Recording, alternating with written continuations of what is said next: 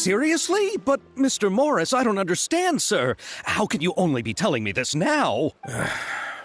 I'm afraid that there's nothing really I can do. I'm really facing a crisis. My hands are tied. But what about my film? Well, I'm afraid you'll have to come up with something on your own. Take it from me. Sometimes you just have to let things go. Same goes for this film festival.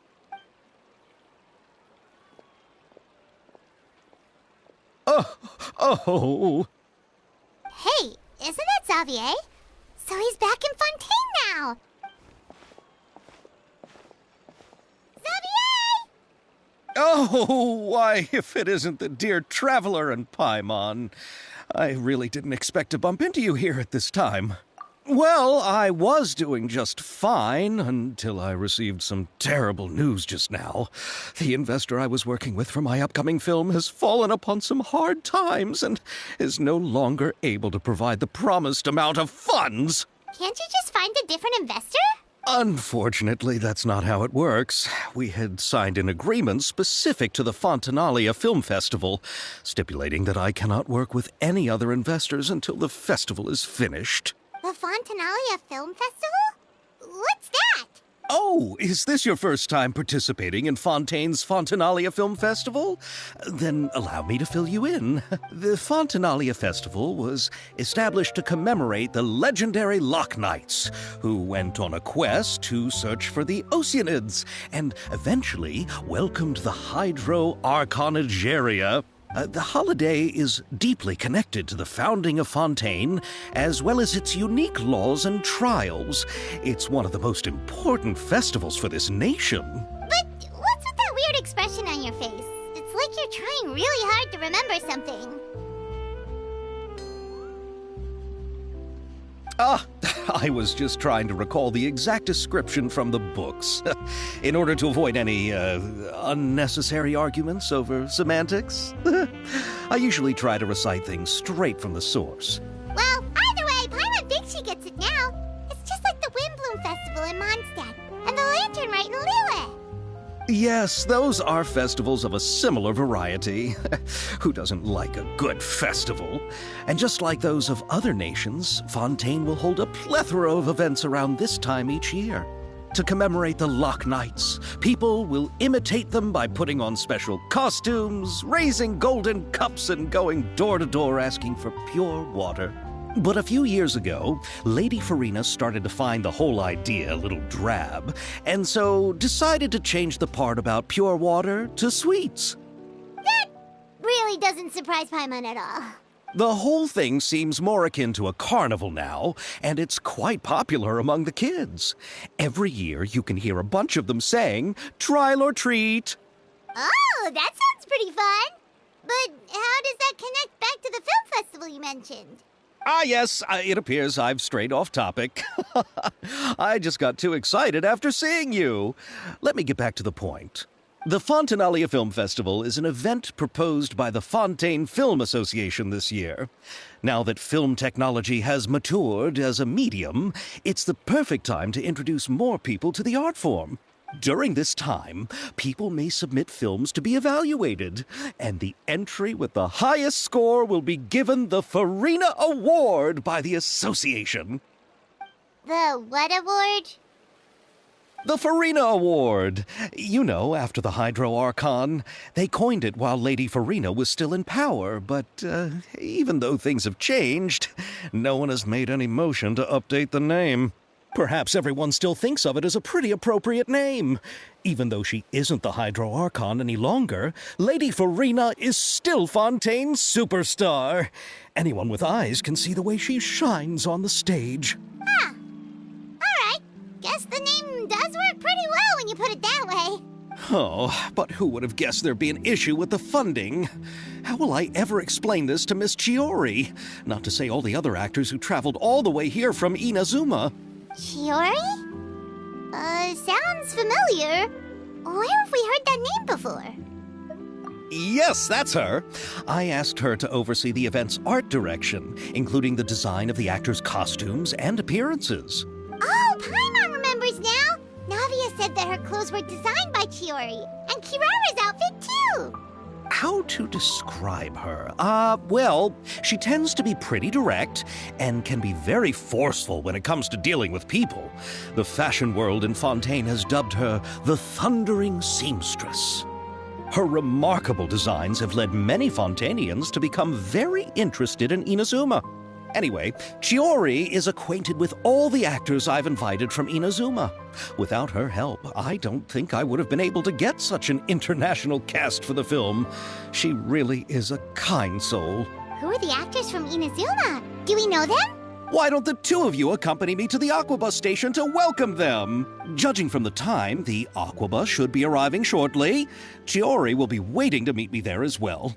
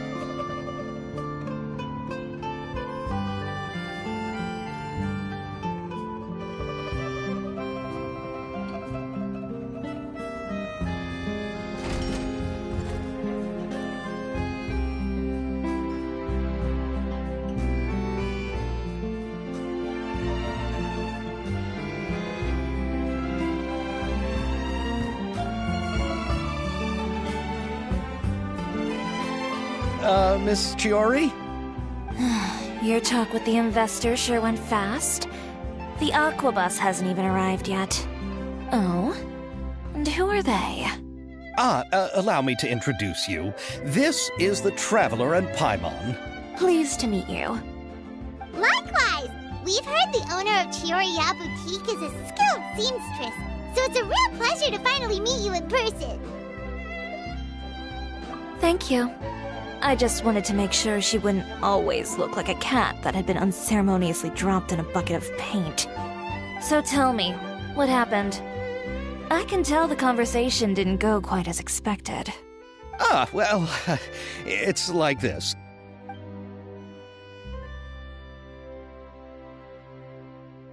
Ugh. I know, Chiori, you don't have to say it. You did remind me that this investor was a little bit sketchy. Yes, there's no doubt about that. But how could I pass it up? He offered me twice as much as the others. And therein lies the problem. Yes, but just put yourself in my shoes. After obtaining such an excellent script, it's only natural that I would want to make the most of the film. The budgets that the others had proposed were nowhere near enough. It's difficult to find someone willing to front such a large amount of mora, so... Don't be sad, Xavier. We might be able to help scrounge up some more together for you. Oh, thank you, Paimon. That means a lot to me. But the cost of the film is staggering. I'm afraid that any mora we can scrounge together in a short amount of time won't even be able to cover the actors' fees. We need to move on. What's happened has already happened, and there's no changing it. But now's not the time to give up. What? You're saying that you have a plan? No, that's not what I mean. I'm simply saying I wouldn't give up just yet. The actors I recommended aren't just after mora after all.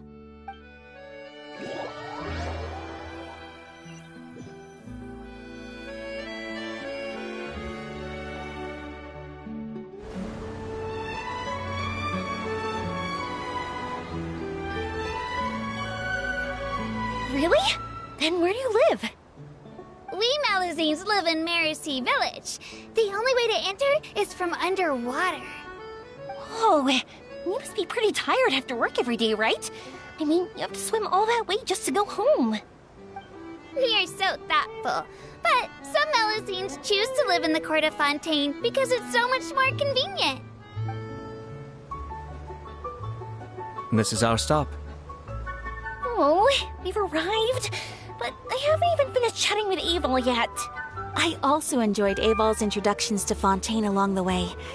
Everything you described was so clear and detailed that we can't help but want to hear more. Thank you so much. I'm usually working here on the Sakura bus, so I hope I'll have the chance to see you again. There are still many more places I'd like to introduce to you.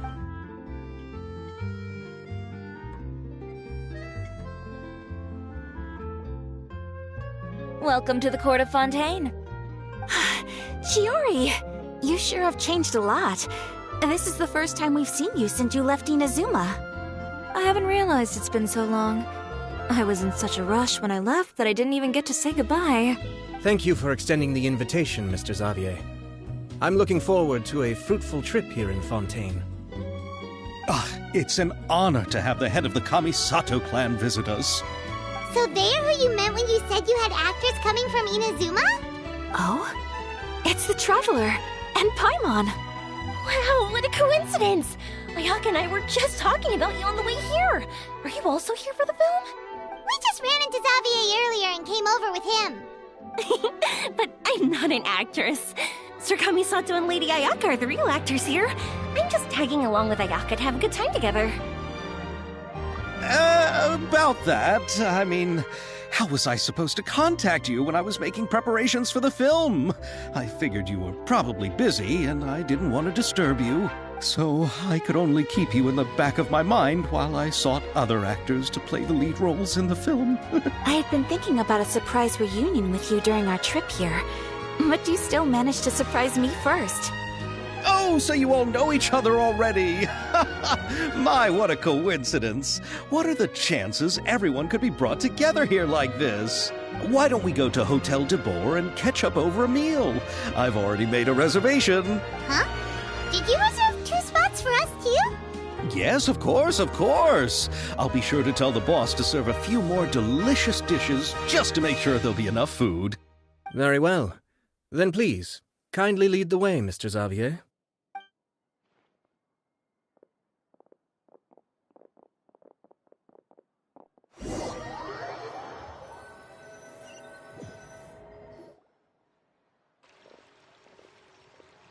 Wow, the buildings in Fontaine are so tall. Just look at how big they are. And there's the fountain that Aval mentioned earlier. It really is a magnificent sight. And look at that huge spinning sphere. Where does it get its power? Wait a sec.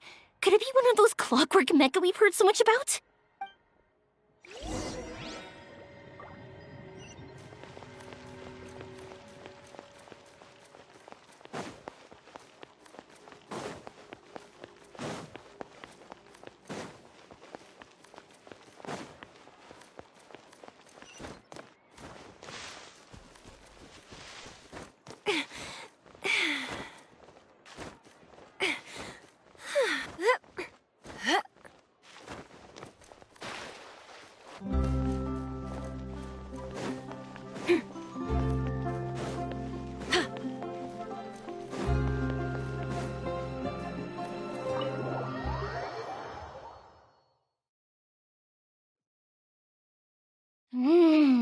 So this is what food from Fontaine is like. It sure is different from what we have in Inazuma.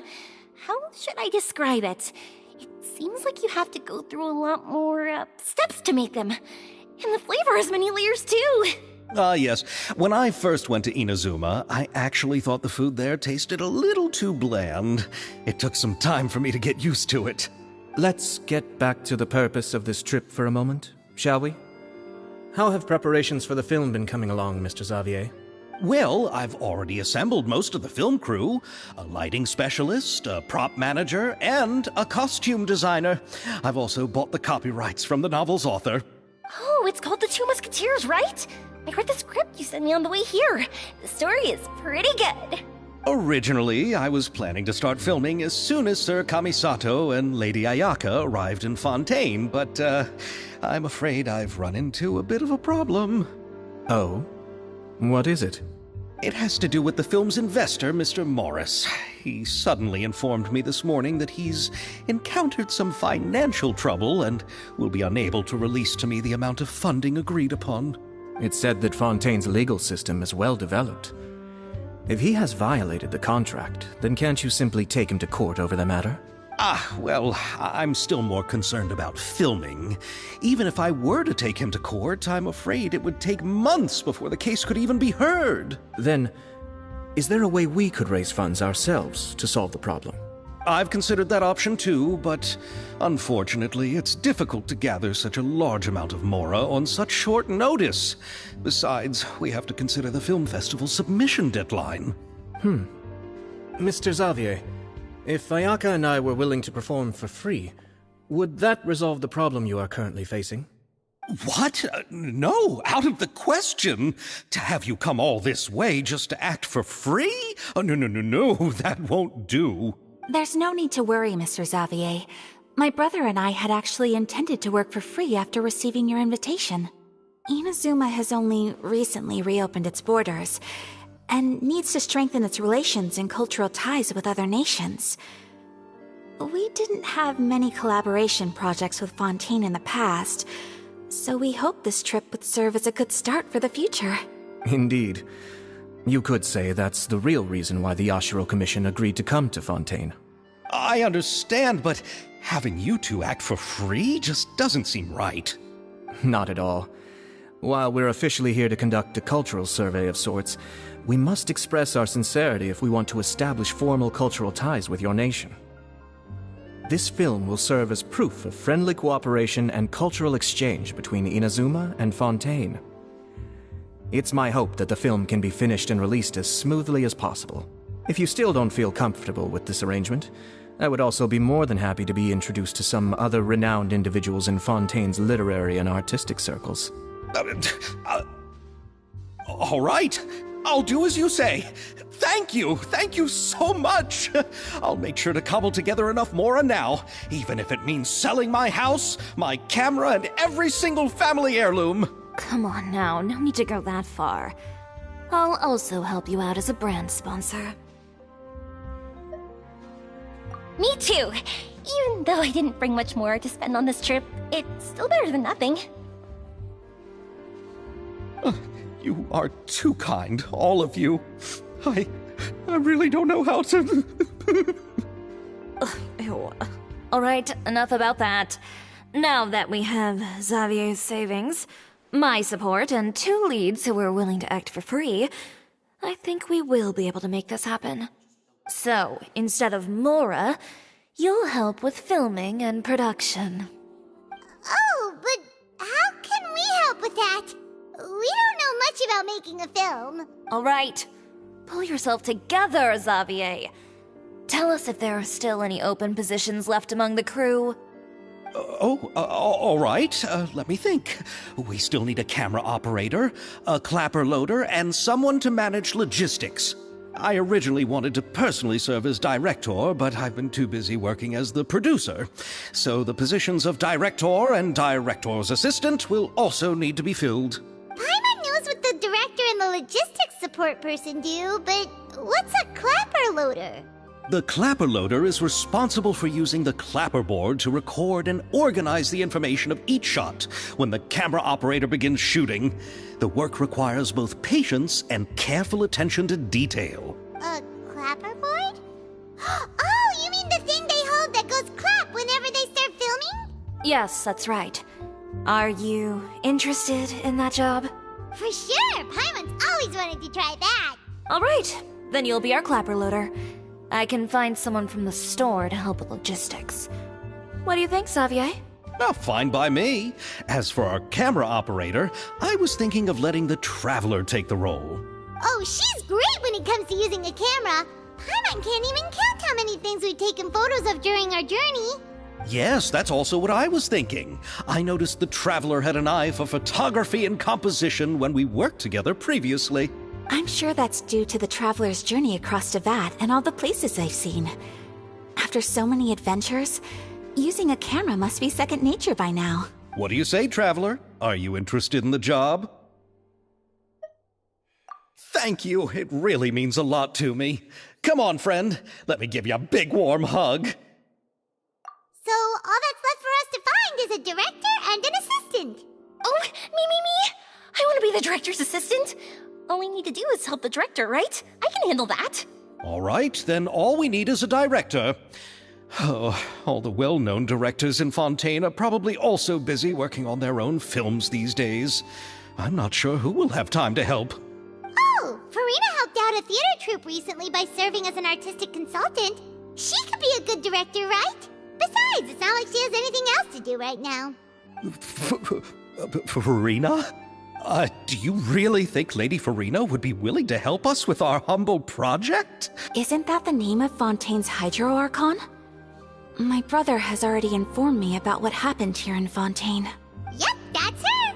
She helped out a theater troupe not too long ago, and now she's taking up work as a director. Well, I saw that musical. Her performance was perfect, and the storyboards were also excellent.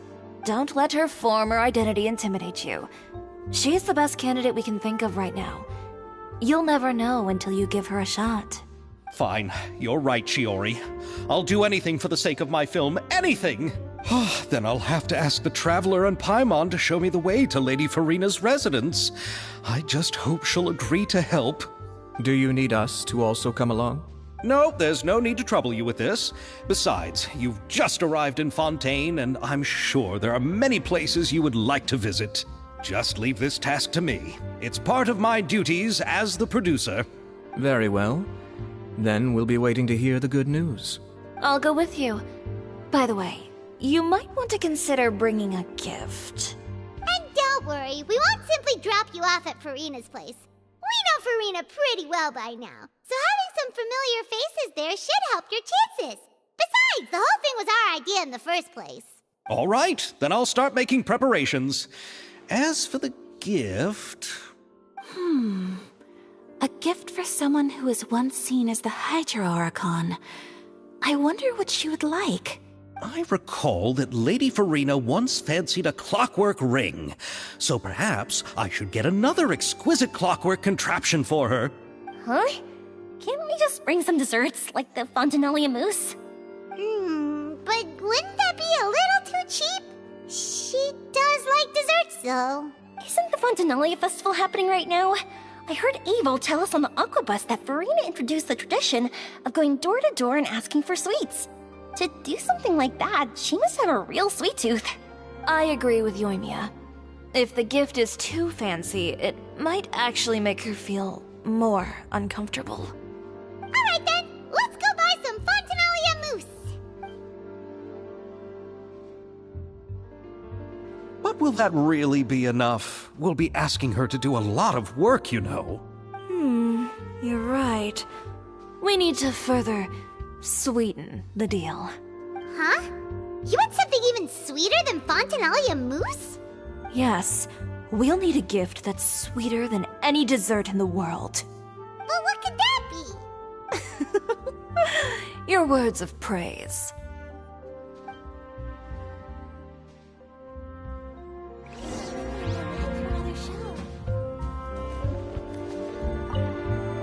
You go ahead. No need to worry about us. Oh, I hope Verena will like the gifts we prepared. Oh, and if you still think we should get something else for her, just let me know. I should be able to make some fireworks. Looking forward to the good news.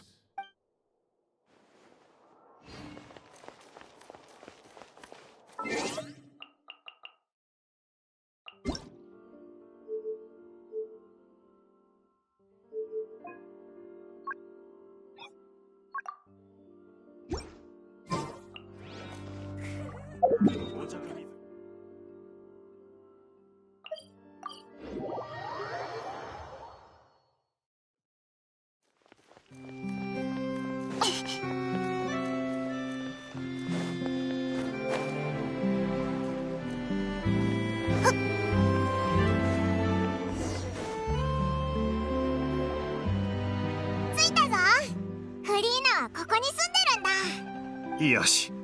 ではノックするぞ。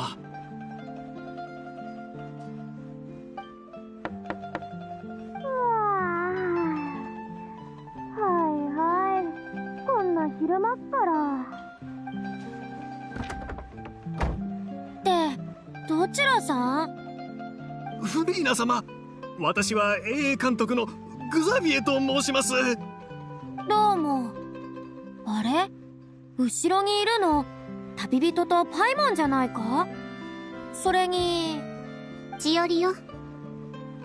ああ、チオリアの人だね。ようこそ。で、みんなお揃いで何の用だい？もしかしてフリーナ、今起きたのかよ。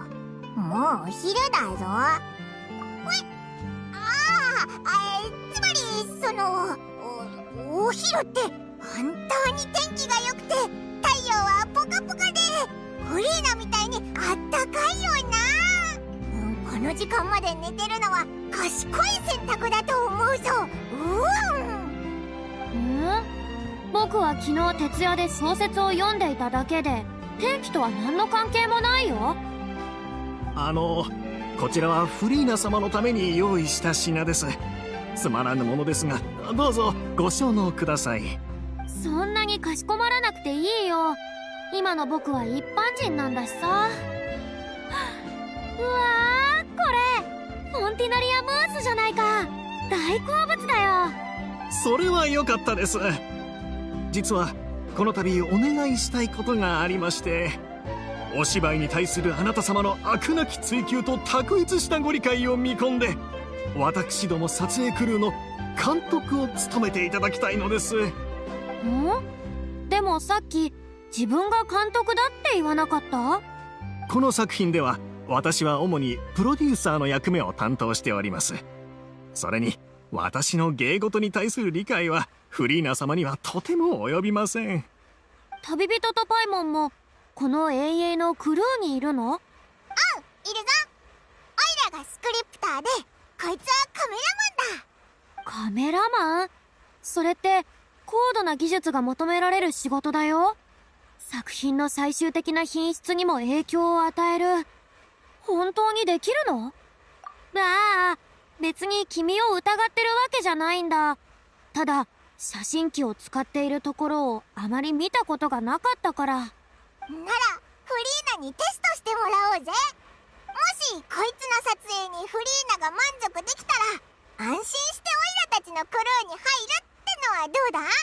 おっと、流れるように話を進めるとは腕を上げたね。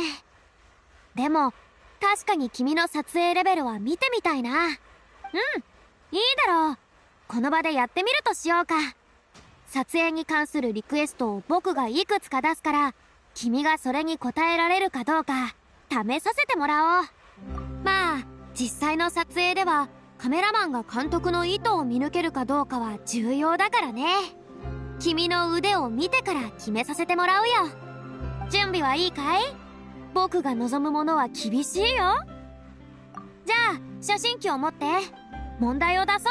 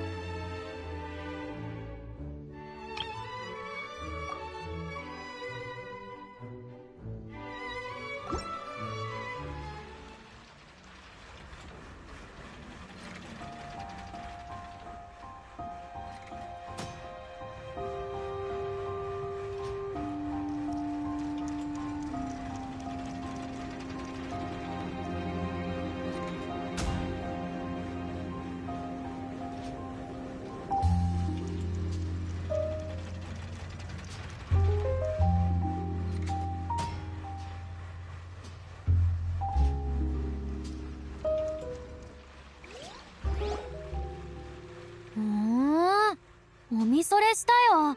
なかなかの腕みたいだ。撮影に選んだアングルはいい構図だし、セリフの割り振りも人物の思いを合理的に表現している。フリーナはオイラたちを手伝ってくれるってことか？そう簡単にいくもんか。前回の水の娘のミュージカルを経て、僕の名はまた轟き始めたんだから。実を言うと、今回のフォンティナリア永遠祭ですでにいくつか劇団が訪ねてきたんだ。ただその脚本は退屈で興味をそそられなくてさ。もしこうも簡単に君たちの頼みに応じたって他の人に知られたら。てっきり承諾してくれるもんかと思ったのに。何か不満でもあるのかよ。そのギャラはいくら？僕を監督に招くのに君たちがいくら払ってくれるかだよ。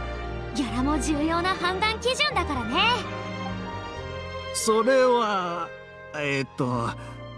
出せるのはこのくらいで。これっぽっち？これじゃあヌビレットに報告したら低賃金雇用で訴えられるよ。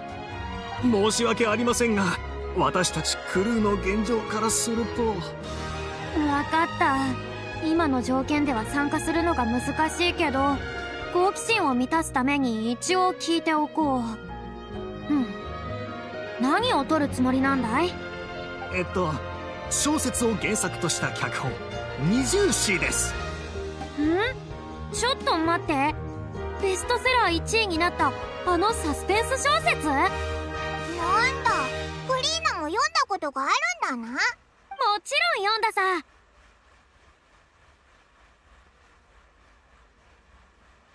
わかった。永遠の予算をみんな版権の買い取りにつぎ込んだんだね。いえ、そうではなく、小説の作者は私がこの物語をリメイクしたいというと、ほとんど無償でこの版権の利用を快諾してくれました。有名になりたいんでしょ？その人にとってモラは重要じゃないんじゃない？私も私が作った服を着て世界中を駆け回りたいと思っている国際配達員からあんまりモラを受け取ることはないから、それと同じね。フリーナはこの物語が好きなのか？まあ普通かな。ストーリーのテンポは申し分ないけど、人間関係は改善の余地があるだろうね。前に読んだ時はなんだか残念だった記憶があるよ。僕の基準はとても厳しいからね。古本フザビエ、もしもだよ、仮に僕が監督をやったら脚本と表現上の修正にどれだけの自由がもらえる？それはもちろん最大限の自由を差し上げますよ。フォンテーヌの誰もが知っている大スター、フリーナ様の審美眼を疑うわけがありません。それって僕が好きなようにストーリーをアレンジしても大丈夫だってことだよね？もちろん問題ありません。いいだろう。結局のところ君たちはやっぱり僕が面倒を見てやらないとダメみたいだからね。では承諾してくださるのですか？ああ、手を貸そう。ギャラは僕には釣り合わないけど、最高の脚本は最高の監督と組み合わせるべきだ。モラが足りないからといっていい物語を台無しにしちゃいけない。最高級のパンとチーズをオーブンがないからって放置してみすみすカビを生やしちゃいけないように。水神様のご加護あれ。これは夢じゃありませんよね。水神様はどこにもいないよ。喜ぶのはまだ早い。永遠の準備にはすごく時間がかかるんだ。一番難しい脚本と配役が決まっているとはいえ、これから撮影場所を抑えたり照明や道具を。ああ、そうだ、二重視を取る以上アクション指導の人も探さないと。銃を実際に使ったことのあるプロがいい。その辺の問題は私も考えました。もともと思っていたのはフリーナ様のコネでお願いできる方がいらっしゃる。僕の方で？以前だったらクロリンデに頼めたんだけど、もう長いこと彼女と連絡を取ってないしな。ナビアも銃を使ってたけど、スタイルが小説の登場人物とはかなり違うし。特巡隊にお願いできないかな。ああ、特巡隊に属しているあの銃士隊のこと？そう。彼らは毎日銃を扱ってるし、専門性から言えば第一候補でしょ。あそこはみんなヌビレットの管轄だから、僕は彼らのことをよく知らないんだ。もしかして結局ヌビレットにお願いしなきゃダメかな。そんな手間をかける必要なんてないわ。隊長のシュブルーズとは知り合いだから。しおりがなんで銃士隊の隊長を知ってるんだよ。別に特別な理由はないわよ。商売柄よく面倒ごとに出くわすから、彼女には何度も助けてもらったことがあるってだけ。逆に私も特巡隊が表立って行動できない問題の処理を手伝ってあげてるけど、そうこうしてるうちに仲良くなったの。特巡隊が表立って行動できないから、ファッションデザイナーに解決してもらう。なんてことあるのか？しおりの仕事がますますわからなくなってきた。そこは知らない方がいいわ。話を戻すけど、彼女に銃の指導をしてもらうってのはどう？専門家にお願いできるならもちろん異議はないさ。ましてや隊長クラスだし。しかし特巡隊の仕事は忙しいだろう。本当に永遠の撮影に参加する時間なんてあるのか？それに報酬の問題が。幸い彼女もお金にうるさい人じゃないから。まあ時間については本人に聞いてみないとわからないけど。じゃあ僕は一緒に行かないからそっちは頼んだよ。今日はパスタの特売日なんだ。後で結果を明日の予定と一緒に教えてくれ。わかりました。フリーナが加わってこの永遠のメンバーに一気に凄みが増した気がするな。当然だよ。フリーナという名前がフォンテーヌでどれほどの集客力を持つか、公開日初日にせいぜい感謝するといいさ。その時歌劇場では立ち見席の券まで完売になること、受け合いだろうね。ついでに知り合いにもエキストラをやりたいかどうか声をかけてみよう。フリーナはやっとみんなの評価に悩まされなくなったんだな。余計なこと言わなくていいから。じゃあ出発しましょう。ちょうどシュブルーズが今日どこにいるか知ってるから。そうだ、ついでに聞くけど、僕のギャラがあんなに少ないんだし、主演の2人はどうなってるの？はるばる稲妻から来てくれたんだろう？実はこれはフォンテーヌとの文化交流が目的なので、ギャラも何もいらないとおっしゃるのです。なんだって？すると世界中からモラはいらないよって人がこの永遠を取りに集まってるの？まさか千織も？ま、彼とは少し親交があるしね。私のブランド名を一番目立つところに出すってことも承諾してくれたし。はあ、僕が言うのもなんだけど、グザビエは本当に神に愛されてるんだね。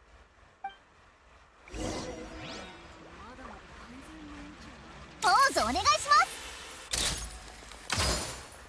お披露目だ。はあ。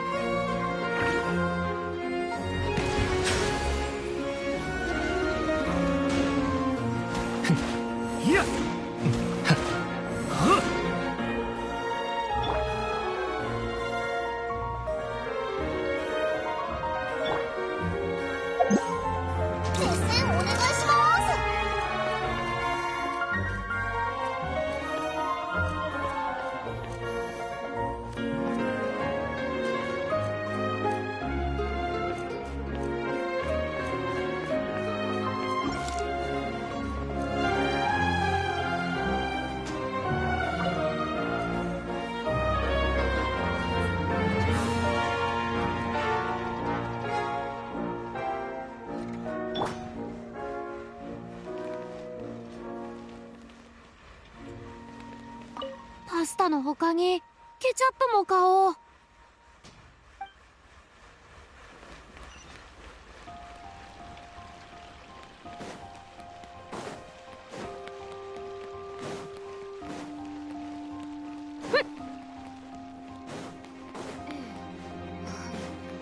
おっしゃる通りです。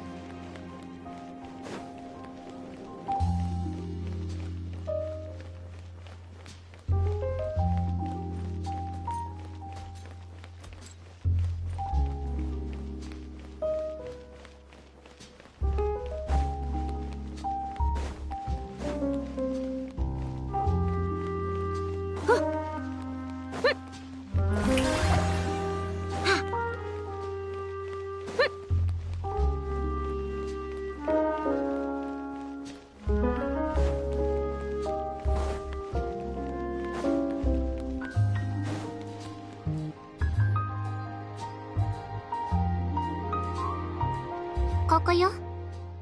周りには誰もいないけど、その重視隊の隊長ってのはどこにいるんだ？あそこで眼帯をしてニューススタンドの前で本を読んでる人がそう。あいつか。なんとなく周りの人と雰囲気が違ってかなり威厳のある感じがするな。君たちはここで待ってて。私が呼びに行くから。今は勤務時間中だし、そのまま行くと迷惑かもしれない。勤務時間中？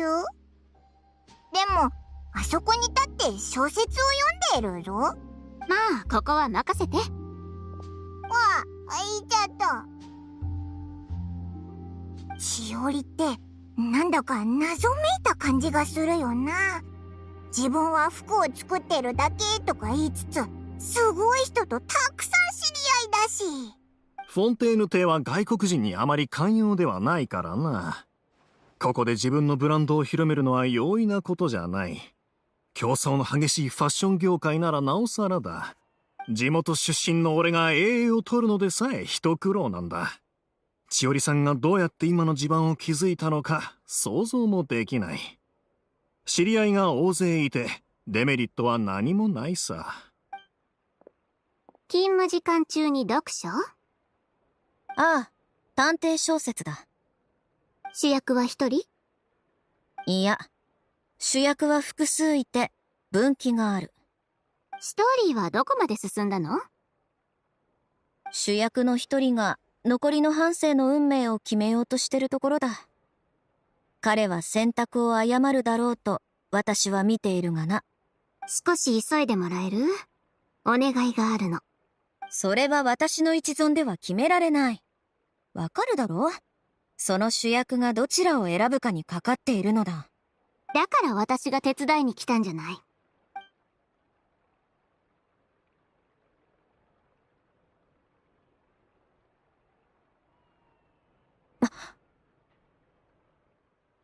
なるほど。やはり彼は間違った選択をしたようだ。止まれ。何をなさるんですか？その手に持ってるものを差し出せ。本一冊だけですよ。他は何も買っていません。では私が見ても構わんな。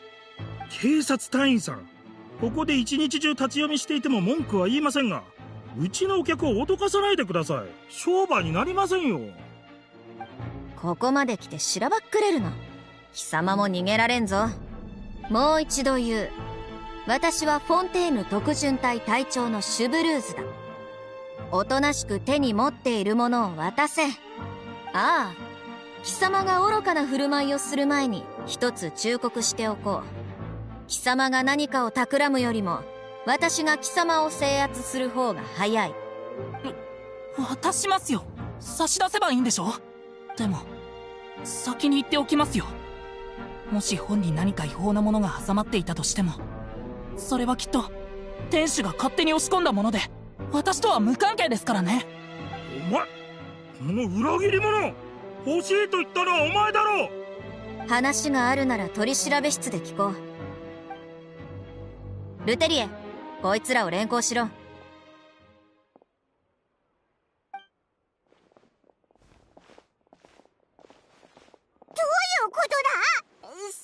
で本を読んでたのに、急に誰か逮捕されたぞ。こいつらは。おお、前によく新聞で見た旅人じゃないか。千織の話とはこの二人と関係があるのか？いいだろう。お前たちになら話しても差し支えないはずだ。バシェ事件の後、ロシの源は断たれた。だがフォンテーヌ警察隊はそれ以前に市場に流れた分をずっと回収していてな。信頼できる情報源のおかげで最後の一つもさっき回収できた。なるほど。シュブルーズは犯人を捕まえるためにあそこで本を読んでたのか。そうだ、まだちゃんと自己紹介してなかったな。おいらはパイモン、こっちは旅人で、こいつはグザビエだ。はじめまして、私はシュブルーズ。肩書きは2度も紹介する必要はないだろう。私の提供した情報が間違ってるかもしれないって思ったんでしょ？だから現行犯逮捕しようとしたんじゃない？いや、店主が自首するかどうか見たくてな。私の前に自ら進み出て、ロシをたまたま拾ったと言い渡すこともできた。もし彼がそうしたなら私も追求しなかった。だけど店主は丸一日そうしなかった。逆に私が君の視線を遮ってあげると、彼はその隙を見てすぐさま売り飛ばした。ああ、奴は選択を誤った。正しい道は目と鼻の先にあったというのに。彼らは正しい選択をしないって分かってたんでしょ？分かっていた。ただ、それが間違いであればいいと思っていたのだ。まあ、この話はここまでにしよう。実は。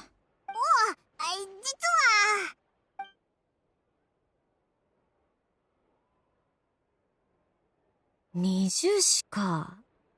この話を選ぶとはいい目をしてる。私に何をしてほしいのだ？役者のアクション指導ということでいいのか？ああ、そうなんだ。撮るからには本格的に撮りたいと思ってる。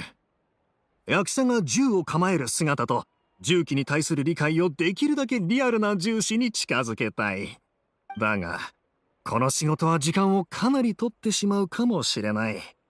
撮影の全工程に同行してもらう必要があるし、それからそのギャラが。それ以上言わなくていい。参加しよう。あっさり OK してくれた。本当にこんな低予算の映画を指導してくれると？このくらいわけはない。私が担当していた捜査はさっきので一段落し、しばらく喫緊の事件もないしな。それに私はこの小説が好きなのだ。家にハードカバーの本だってある。正義が悪に勝つ物語は何度読んでも飽きない。じゃあこれで決まりね。ああ、明日撮影現場で会おう。なんということだ。あまりにも順調すぎる。急いでフリーナ様に知らせないと。それから道具係と照明技師に機材を用意してもらって、明日からクランクインだ。落ち着いてグザビエ。永遠の撮影は一日じゃ終わらないんだから。けど私も帰って出演者のために衣装とメイク道具を用意しなきゃ。じゃあ今日はここで別れようぜ。旅人パイモン、2人は残ってくれ。話したいことがある。私は先にグザビエを送って帰るわ。この人もう興奮してまっすぐ歩けないみたいだから。クランクイン初日のイベントが噴水の中にプロデューサーがいないか探すことになったらごめんだしね。また明日ね。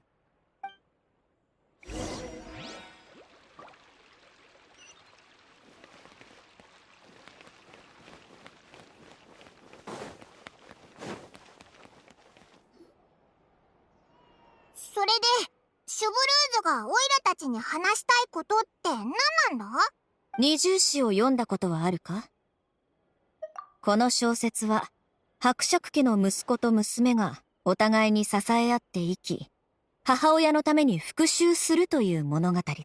彼らは幼い頃、伯爵家で暮らしていた。母親は屋敷の女中で、二人は伯爵と女中の私生児だったため、ある日、彼らが家に帰ると、母親が部屋の中で倒れて殺害されていた。明らかに犯人は、同じ屋根の下で彼らを邪険に扱っていた伯爵の家族だ。だが、伯爵の力は強大で、声を封じるには十分だった。事件は最終的に自殺と認定され、正義は通らなかったのだ。そして二人の兄弟は逃げ出し、将来の復讐を誓った。数年後、伯爵の家族が突然次々と銃で殺された。いずれの死体にも添えられていたのは、満開のレインボーローズ。それは、亡くなった母親が一番好きな花だった。伯爵は、その母親の亡霊が復讐に来たのだと思って日々を怯えて暮らした。だがその正体は、逃げ出した兄弟だ。二人は助け合って生き、日夜訓練に励み最終的に銃士となった。彼らは自力で手がかりと証拠を集め、計画を実行した。最終的に伯爵への復讐を果たし、母親の死の真相を世間に知らしめたのだ。おお、胸がスカッとする話だな。そう。悪はいずれ報いを受け、正義はいずれ下される。私はそういったテーマを好む。それもシュブルーズが加わりたい理由なんだな。それも理由の一つだ。あれ？他にも理由があるのか？お前たちに関する記事を読んだことがある。事件の審判に加わったことにしろ、フォンテーヌの危機を救うため協力してくれたことにしろ、お前たちが正義感に溢れており、その推理力も侮れないことはすぐにわかる。鋭いな。似たような経験がたびたびあるようだ。最近、銃による殺人事件が起きたのだ。犯人の手口は小説のものとよく似ている。本当か？今日の新聞にはそんなこと書いてなかったぞ。マレショーセ・ファントムは事件の情報を公開していないからな。捜査に進展がないため、犯人はかなり慎重なのだろう。銃による殺人。確かフォンテーヌで銃を使ってる人って少ないはずだよな。ありえない。銃死隊は毎日銃器の状態と弾薬の在庫量をチェックしてる。銃を撃ったかどうかは一目瞭然。ましてや、皆私が信用しているものばかりだ。だが、事件について今日教えられる情報はここまでだ。どうしてだよ。帰ってよく寝て、明日改めて私と一緒に調査するかどうか決めてほしい。お前たちにとって迷惑なのは分かってるが、正義の助っ人は多ければ多いほどいい。そう願っている。これは特巡隊の役目ではない。我々の仕事は犯人を捕まえることで、彼らを探すのはマレショーセ・ファントムの仕事だ。調査は、いわば、市場によるものだ。銃に汚名を着せたくない。また、犯行の手口が小説と似ている点も気になる。背後につながりがあると思ってるのか？ああ、その通りだ。もう一度言う。これは命令ではなく、取引でもなく、ただのお願いだ。二人が明日の撮影を経て、事件に興味を持ち、調査を手伝ってくれたなら。旅人、どう思う？わかった。確かにその通りだな。今日はひとまず帰って休んでくれ。冷静な頭を保つことが大切だ。さもないと肝心な時に、一寸先の道さえ見えなくなってしまうかもしれない。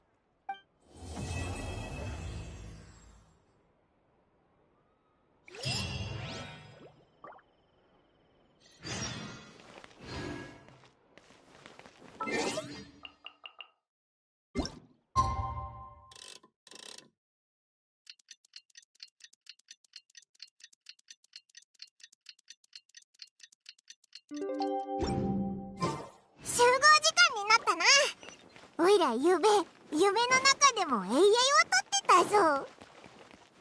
場所はホテルドゥボールだったはずだ。早く出発しようぜ。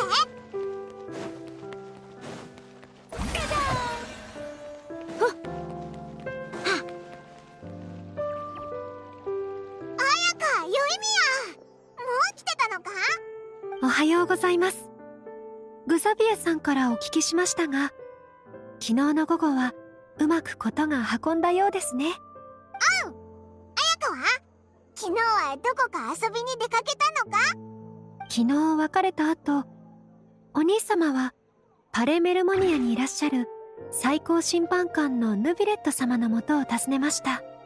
私も一緒に行きたかったのですが、お兄様は自分一人が行けばいいとおっしゃいまして、それで私にはフォンテーヌの風景をたくさん見て現地の文化を感じるようにと。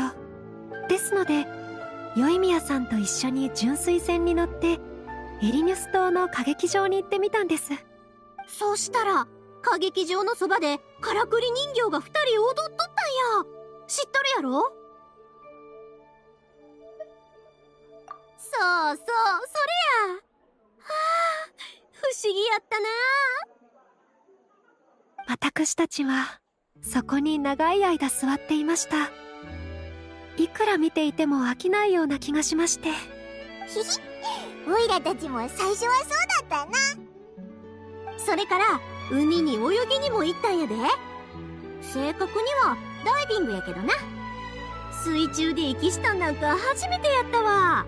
彩香ちゃんと手つないで一緒に3、2、1って数えて、ほんでジャボンって水中に潜ったんや。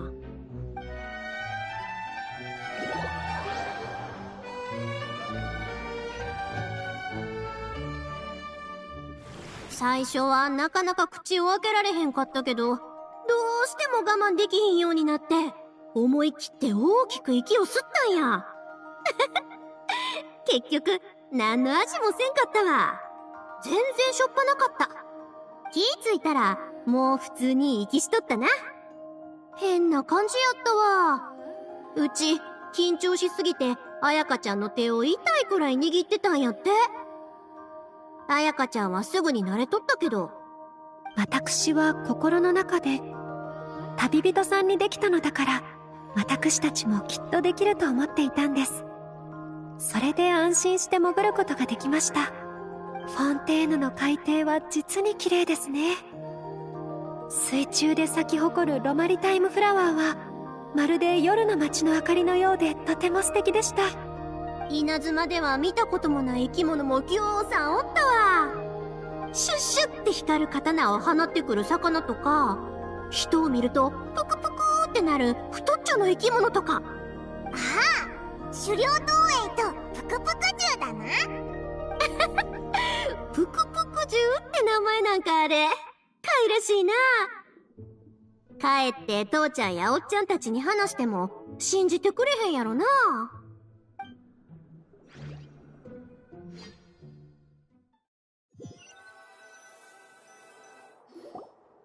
ヨイミヤさんは長いこと海で遊んでいまして、日が暮れてからやっと純粋船に乗りフォンテーヌ邸に戻ったんです。今日は疲れて朝寝坊するのではないかと心配でした。自分でも起きられへんかと思ったわ。夜寝ててもまだ波に揺られてるような気がしてな。せやけど今朝目開けてみんなと一緒に永遠を取れる思たら、ムンって元気がみなぎってきたわ。永遠の撮影といえば、他のやつはどこにいるんだ？お兄様はグザビエさんと一緒にホテルの支配人と撮影場所について相談しています。他の方は。来たわよ。すまない、遅くなった。特巡隊の朝の10キロランニングを終えたばかりでな。何キロだって？うわぁ、眠くてたまらない。下の階まで君たちのおしゃべりが聞こえてきたよ。どうやら持て余すほど元気みたいだね。羨ましい。皆さん、おはようございます。おはよう。誰かコーヒーを頼んでくれない？ミルクは多め、砂糖は少なめで。私がお持ちしましょう。行かないでここに座って。メイクするから。衣装にコーヒーのシミがついても困るし。そしたらうちが行くわ。これも監督助手の仕事やろ。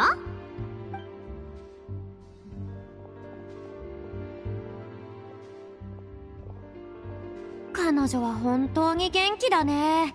何か秘訣でもあるのかな？ヤイミヤはずっとこうだぞ。逆にフリーナは疲れてるみたいだけど、早起きが苦手なのか？そんなわけないだろう。一晩かけて小説を頭から最後まで読み返してたんだ。修正と強調が必要そうな段落に全部丸をつけてきた。おお、そんな真面目にやってくれてるなんて思わなかったぞ。なんといってもかつてのフォンテーヌ人気ナンバーワンスターだからね。伊達にその座にいたわけじゃないよ。やるときはちゃんとやるさ。神を演じてた時は全力を尽くしてたんだ。自分の人生を真剣に演じないわけがないだろ。フリーナ監督、コーヒー持ってきたで。わ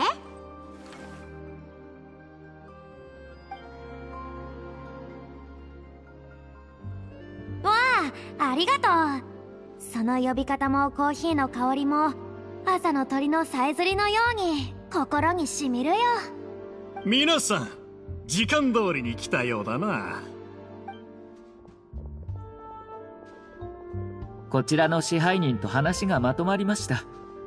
ホテルの2階部分はロケ地として自由に使わせてくださるそうです。本当か？よかったな。ええ。支配人の方はこの営々を有望視しています。これでホテルによりお客さんを呼び込めるのではと期待されているようです。ではグザビエさん、あとはお任せします。わかりました。ありがとうございます。まず皆さんに新メンバーを2人紹介しよう。こちら我がクルーの道具係ベロニカ。永遠の撮影で使う道具の管理などを担当してもらう。こちら我らが照明技師のボーンの撮影時の照明設備やライティング効果を担当してもらう。おお、本当にプロの制作チームって感じがするな。まずは各位に心から感謝したい。昨日出資者から資金を出せないと言われた時、この永遠はもう取れないと思った。だが思いがけないことに助けてくれる人がこんなにも大勢現れ、本当に感謝してもしきれない。そうおっしゃらないでください、グザビエさん。あなたの英クルーに参加できて光栄ですよ。稲妻にいた頃からあなたの作品はとても印象に残っていました。今後この作品はきっとフォンテーヌと稲妻の文化の架け橋となってくれるでしょう。僕は作品のために来たわけだけど、もしこの永遠に最高の監督がいなかったらどうなってただろうね。とにかく皆さんに約束しよう。この永遠のプロデューサーとして無事上映されるまで私はあらゆる努力を惜しまないと。これは俺一人だけの永遠ではない。皆さんの気遣いとこれから注ぎ込まれる限りない心血が含まれてる。さあ永遠二重視のクランクインだ。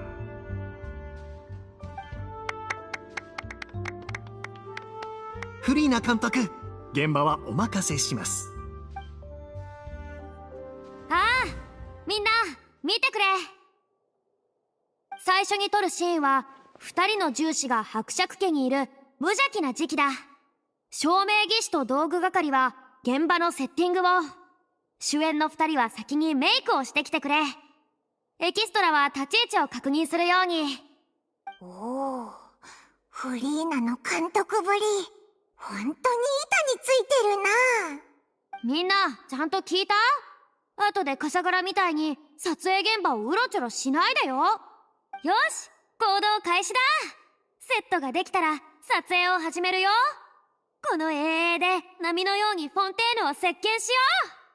わいや、人々に衝撃を与えようって意味。水没させるんじゃなく。まだ少しトラウマがあるみたいだけど。とにかく、オイラたちも何か手伝えることがないか見て回ろうぜ。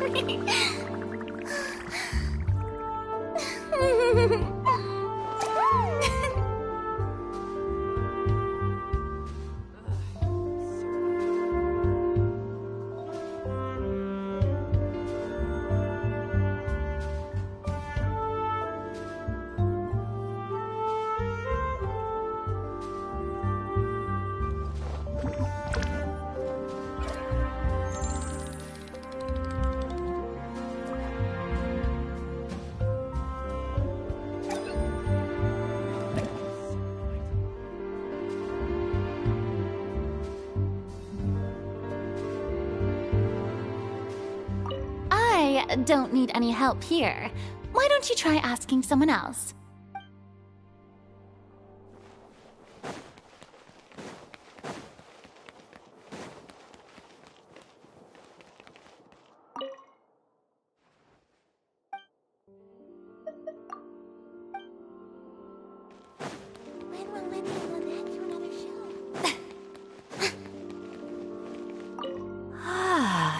So this is what a musket looks like. Not exactly.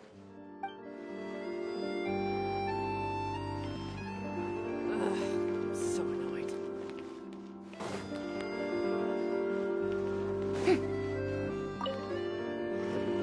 How about here?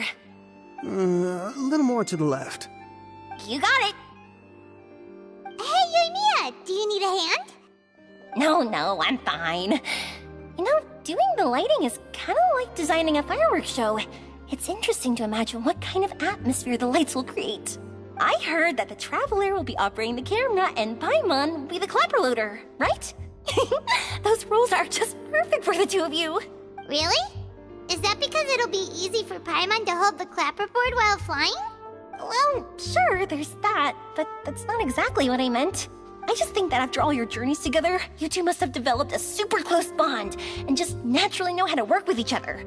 If I'm not mistaken, the director will want the cameras rolling as soon as the clapperboard goes clack. Oh, I see. It's amazing to see the magic behind filmmaking. Yoimiya, we need lights over there too. Oh, on it! I've got to get back to work. Chat with you later. Oh, it's exciting to see so many people working together to bring the film to life. Seems like Yoimiya's really getting into it. But she was right. We do have a super close bond, don't we? Paimon's really happy to hear that.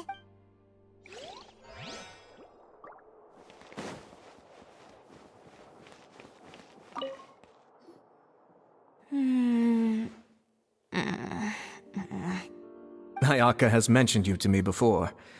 She said that you two were great friends when you were kids. No talking. I'm thinking about how to do your eyeshadow. Ah, yes. To help me really look the part. To achieve a more young and naive look for this scene. Are you saying the wrinkles around my eyes are too deep? You just have too much of a calculating look in your eyes. You sure don't mince your words. It seems you really haven't changed much. Quiet.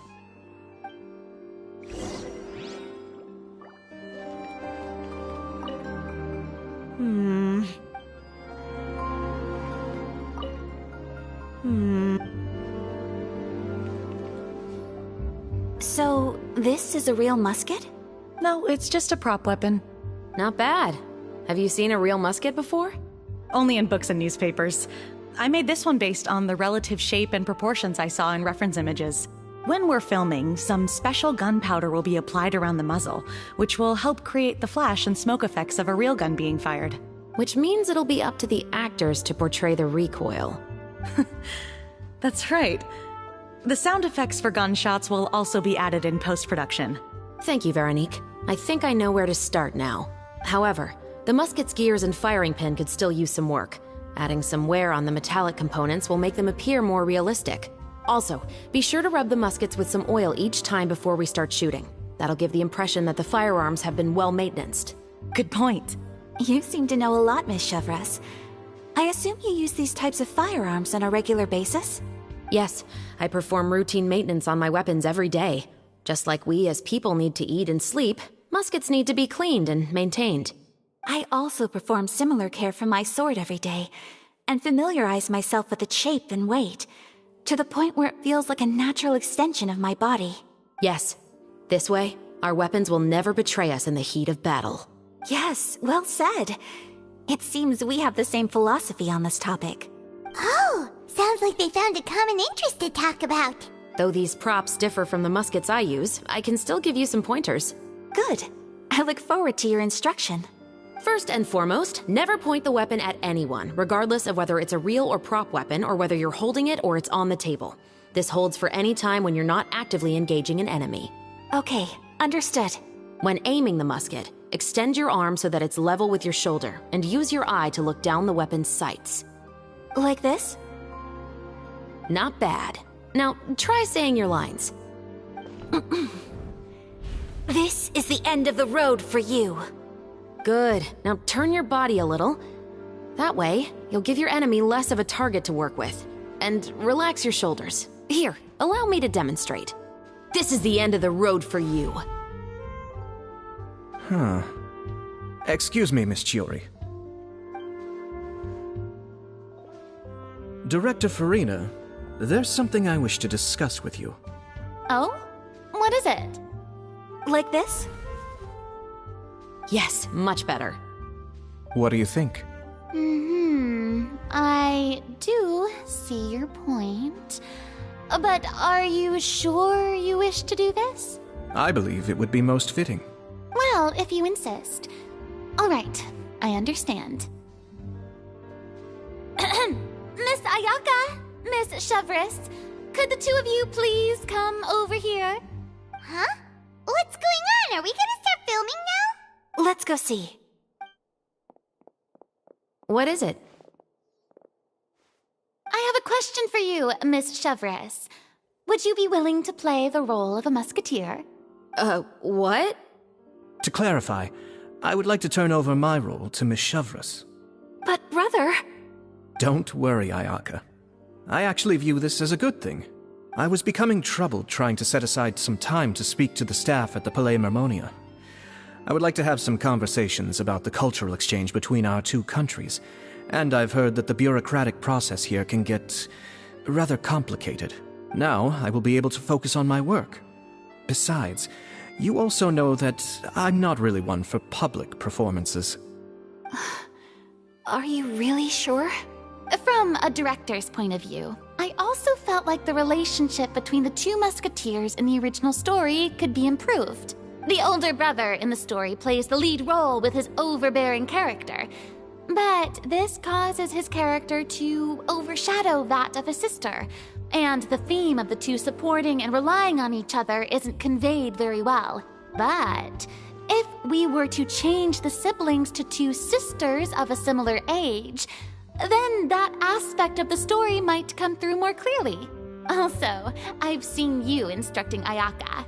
That cold and dignified personality is exactly what we need for the older musketeer. Of course, even with all these insights, the decision should still be made by Miss Chevres. Chevres mentioned that she really likes the story, right? Paimon bets that she'll take the role. All right, I'll take the role. Good. It's decided then. I'll get started on making edits to the script.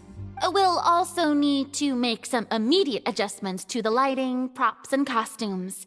I have a feeling that our adaptation will be even better than the original story. You're doing a great favor for me, Miss Chevreuse. You have my gratitude. Don't mention it. I like this character, so if anything, I should be the one thanking you. Well, since my brother is the one who brought up the idea, I suppose there's no need to worry. Let's go, Miss Chevreuse. I look forward to working with you. Please, just call me Chevreuse. Seems like you're really going out of your way to solve the problem I was having with your makeup. Surely you jest, Chiori.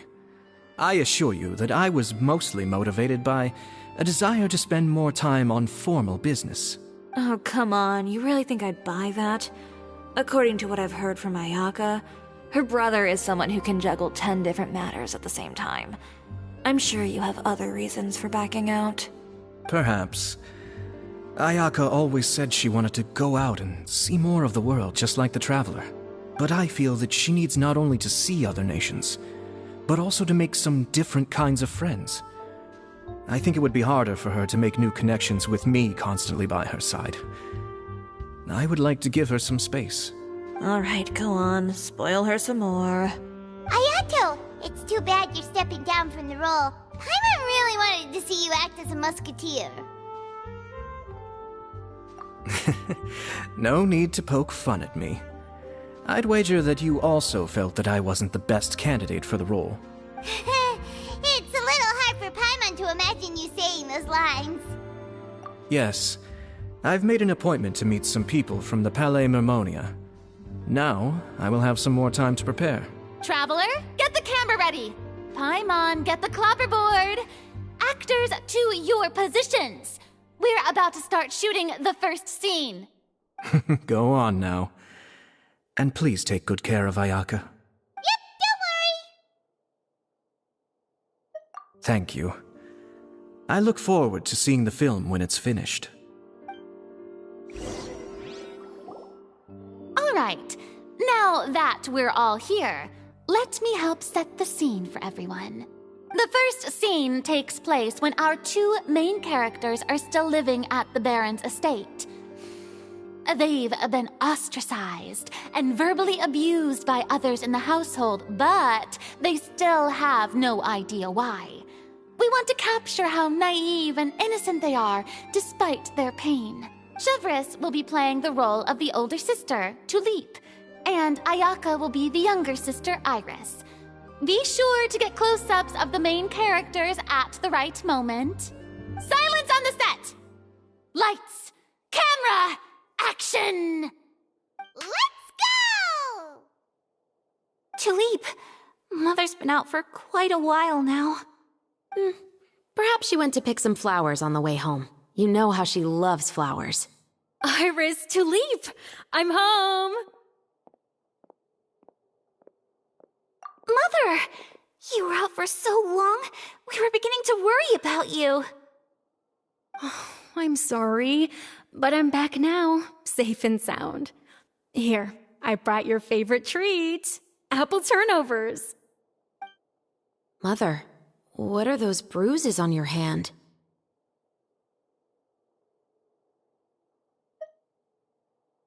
Huh? What bruises?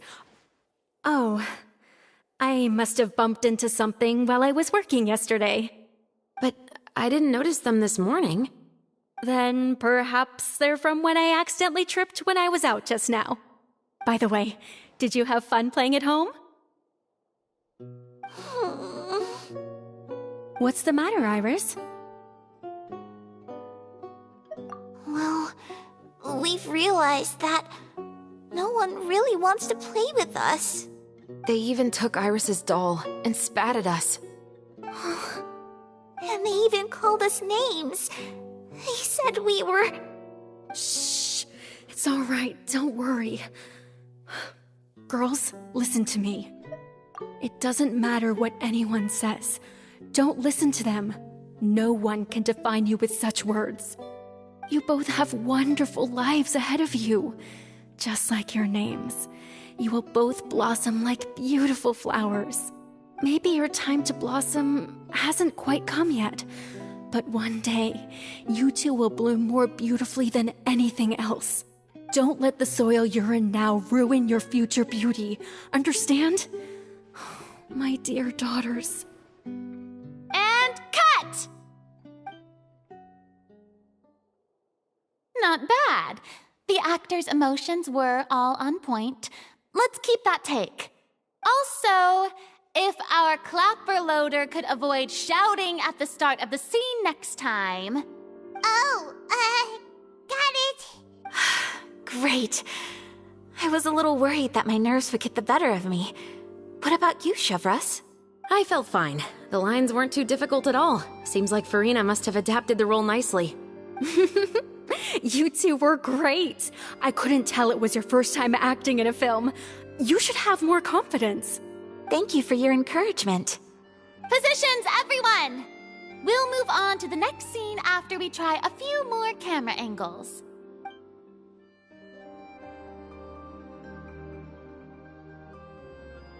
This scene is when our two characters return home, only to discover their mother has been murdered. Ready? Lights!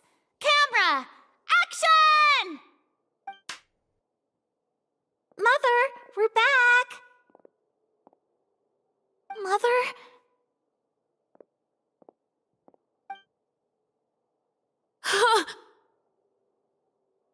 What's wrong, Tulip?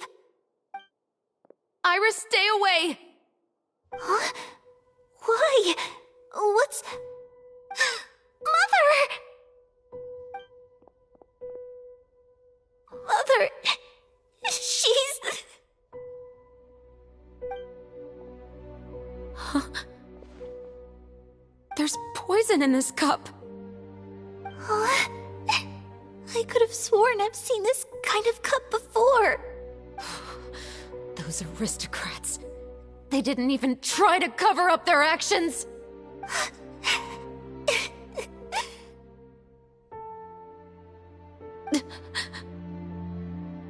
Iris, we need to leave this place. Leave? But now that Mother is gone, where can we even go? Anywhere. All I know is that we can't stay in this house. But are we just going to let them get away with this? We'll have our revenge, I promise you. Just not right now.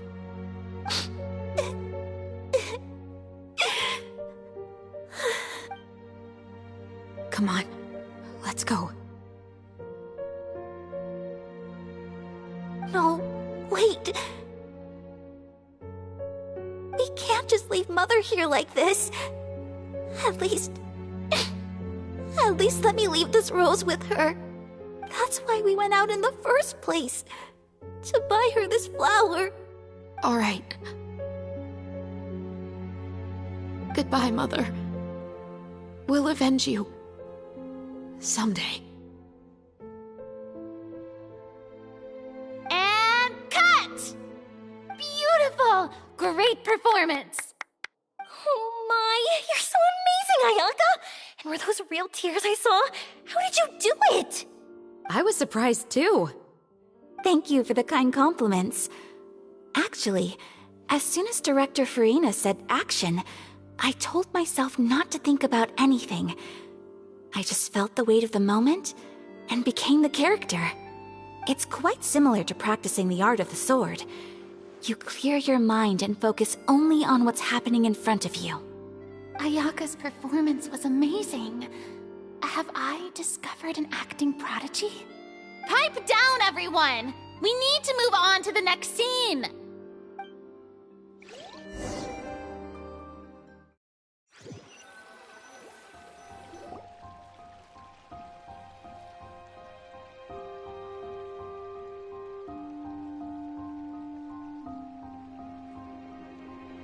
Huh? Are we done already? But Paimon wants to keep playing with the clapperboard. How do you feel, Traveler? Is your arm sore from holding the camera all day? Good work, you two. You too, Shivers. You were quite the actress today. I've read this novel many times before. I have a good grasp of my character's mindset. Anyway, do you remember my request from yesterday? Oh, right! We were having so much fun that Paimon nearly forgot! You have a case where the murders seem really similar to the cases in the novel, right? So, how are they similar exactly? In the story, the main characters grow up to become two musketeers, always using their guns to carry out their revenge. And on each of the victims, they place a rainbow rose as a signal that they've returned. Yes, that's correct. We found rainbow roses just like in the novel. Seems like you're connecting the dots now. Oh, that does sound pretty concerning. Especially after seeing the script today.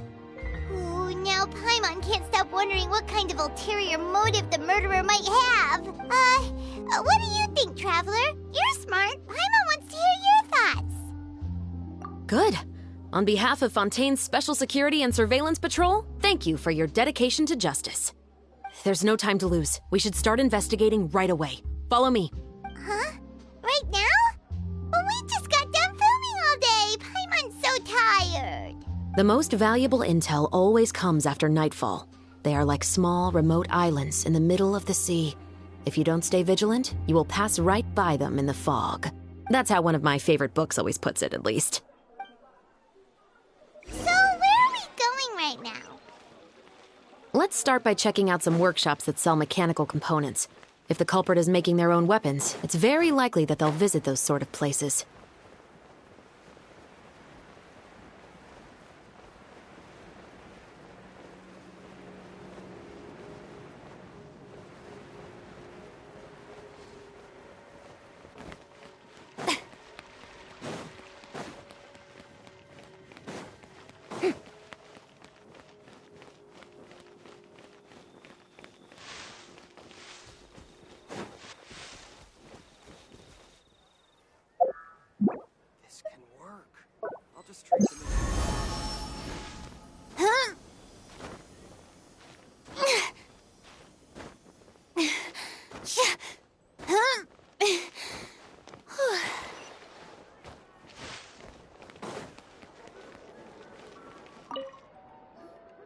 Welcome to LeChaux's Clockwork Workshop. How can I help you?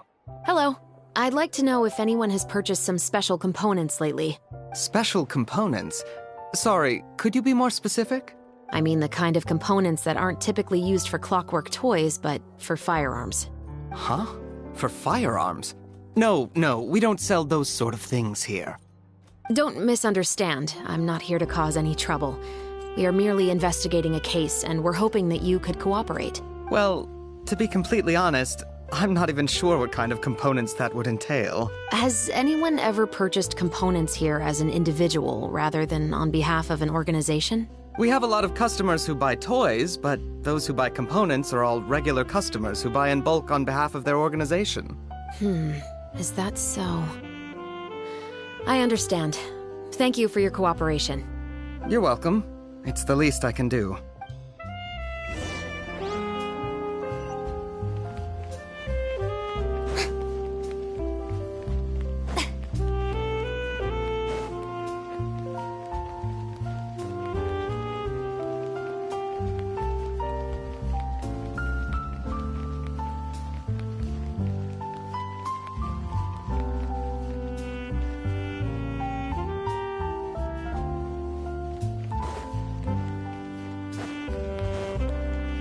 Ad Astra Abyssosk. Thank you for Ad Astra Abyssosk.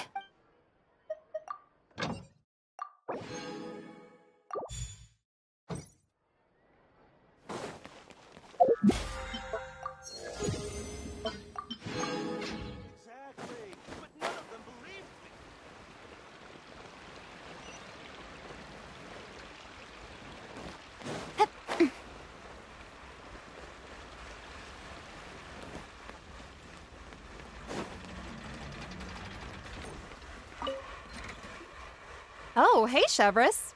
Run out of oil for your musket again? Hello, Estelle. I want to know if anyone has come to your shop recently to order some firearm components. Oh, is this another case? Let me think. I don't think so. Some people have requested that I make some prop guns for the Fontanalia Film Festival, but I refused all of those requests. Oh? Why's that? Because there's no profit! I only make things here that can do some real heavy lifting. I don't have the energy to make some new molds just for the festival. Then has anybody come specifically looking for mechanical components? Well, I usually sell off my scrap to the Fleuve Cendre. I don't typically give them to one specific person. I understand. Thanks for your cooperation. Don't mention it. Always happy to have the Musketeers' patronage. Seems like we haven't found any leads to go off yet. Yeah, unfortunately. All right, let's head to Fleuve Cendre next. Huh? Are you sure? People might not be so thrilled to see the captain of the special patrol there. You think so, huh? Then I guess you don't know. Huh? Know what? That I grew up in Fleuve Cendre.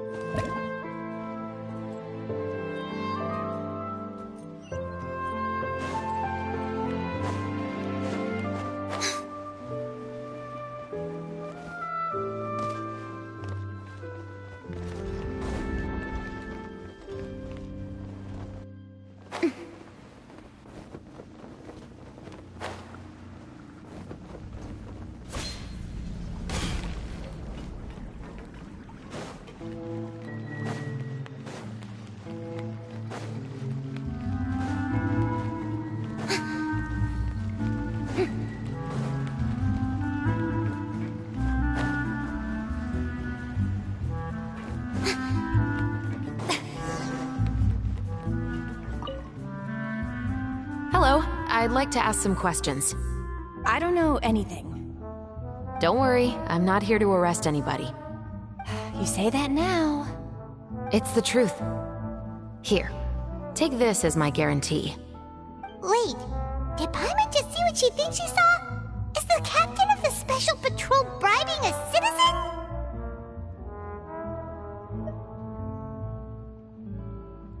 Seems you're different from the other guards. What do you want to know? Have you heard anything related to Muskets in Fleuve Cendre lately? Anything at all? Muskets, huh? All I know is that about 2 weeks ago, we started hearing some loud noises at night. So loud that it's been waking me up. Were they gunshots? Possibly. It's hard to tell around here. Someone's house collapsing, a pipe exploding somewhere, it's all the same. But the noises I'm talking about definitely happened after I fell asleep. Do you know where the noises were coming from? I don't remember clearly. Is it that you don't remember, or that you need to think about it some more? You tell me. Then please, think about it some more. She's giving her even more Mora!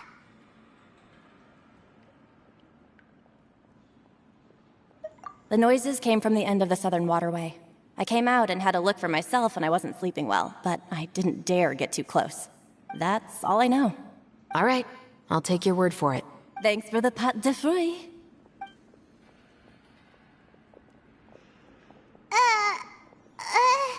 No need to be surprised. I grew up here, remember? I know how to get people around here to talk. My apologies, I'm all out of sweets. Though I do have some other tempting snacks in my custody. Fries, fried chicken, and even onion rings. But taking care of junk food is my responsibility. You're better off sticking to your normal, nutritious diet. Now then, let's keep going.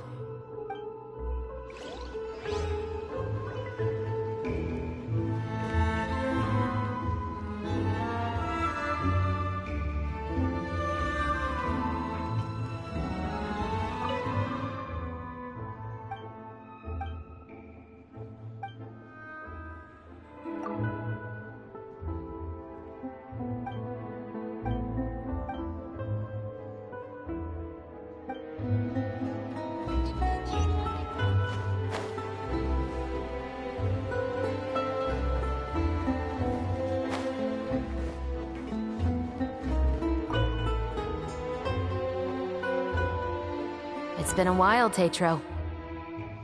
Please, just get on with your request. I want to know if you've heard anybody talking about muskets lately. Information isn't free, you know. I've heard that bandits have been extremely active in the countryside recently, and they've been affecting the delivery of goods to Poisson. I can allocate some more manpower to help out with that problem. What do you say?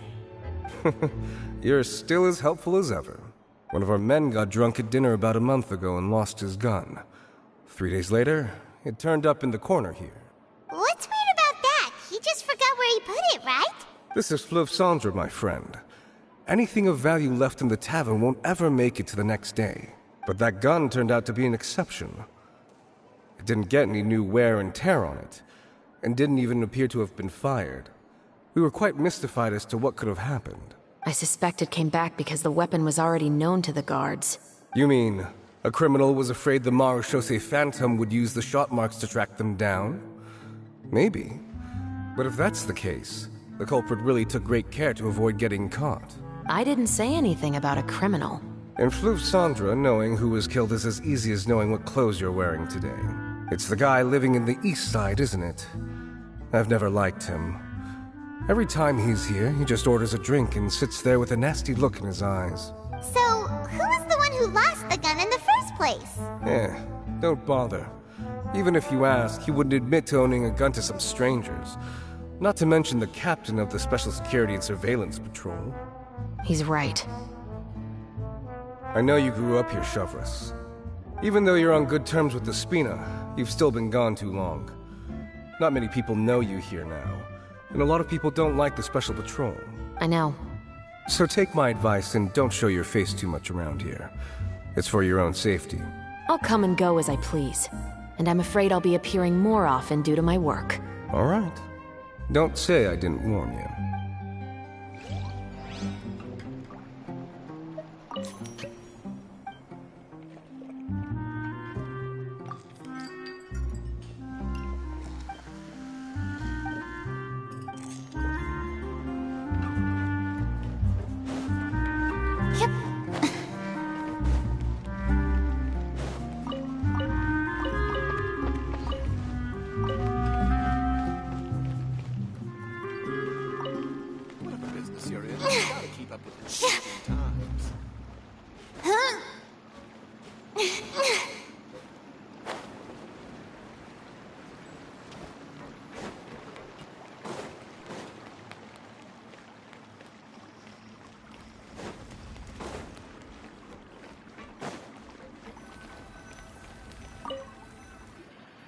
What's all this? Some broken planks and barrels, as well as some liquor bottles? Yes, but have a closer look, Paimon.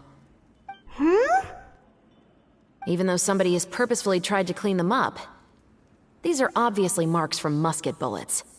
In other words, someone was here trying to improve their shot. They were using the barrels and bottles for target practice. Could it have been the killer? Your guess is as good as mine.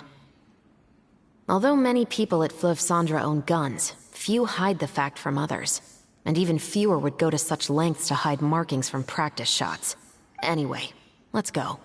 There might be more to this.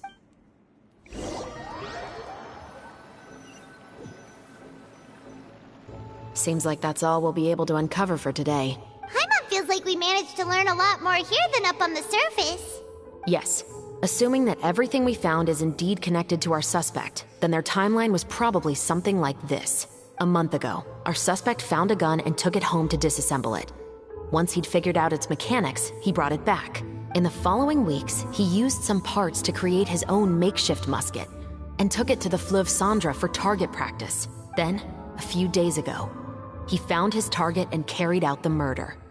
Once the deed was done, he left a rainbow rose on the body, just like the scene in the novel. That all makes sense to Paimon, but we're still no closer to figuring out the killer's identity. The deceased was a resident of Fleuve Cendre. It's said that he was a poor, solitary man. Yeah, that's also something I'm trying to figure out. If we are indeed following the novel, and there's a story behind the murder, then this murder should be an act of vengeance. But according to our investigation, the deceased didn't have any enemies. He was no saint, but no one's heard of a rival who hated him enough to shoot him dead. Much less care to leave a rose on his body. What message is the killer trying to convey? And to whom exactly? We've thoroughly investigated that possibility. He claims to have spent the whole day at the Opera House on the day of the murder, and the staff there have confirmed his account. Okay, so he has an alibi. Not only that, he lacks a credible motive as well. He has a family of his own, and both of his parents are still alive. I've looked into his records. He was adopted at the age of 6, and all the proper procedures were followed. There are also records of him at an orphanage before then. In the story, the mother of the 2 musketeers was murdered after the children turned 10. Of course, he could have changed the children's ages, but I don't want to assume anything without evidence. More importantly, I've also had a chat with him in person. He didn't seem like the kind of person who would pull the trigger to kill a man. Then, what should we do now? We have all this new information, but it doesn't help us move forward. Investigations take time. I didn't expect us to catch the culprit in just a single day. How about this? Let's spend the next few days filming with the crew. We can continue the investigation once we're done with the film. I'm sure that given time, new leads will present themselves. Wait, but weren't you saying Intel is like small, remote islands in the middle of the sea just a moment ago? Wouldn't you just miss them if you were to stop looking? Ah, but the book had more than one reference to the islands, Paimon. Oh?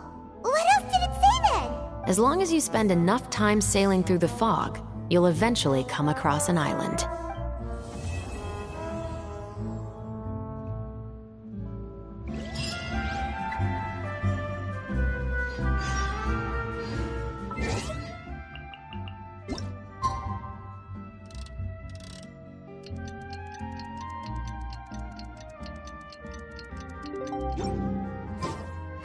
It's filming time again! Our schedule is jam-packed for the next couple of days, too. We've got so many different locations and sets to cover. Anyway, let's head out and meet...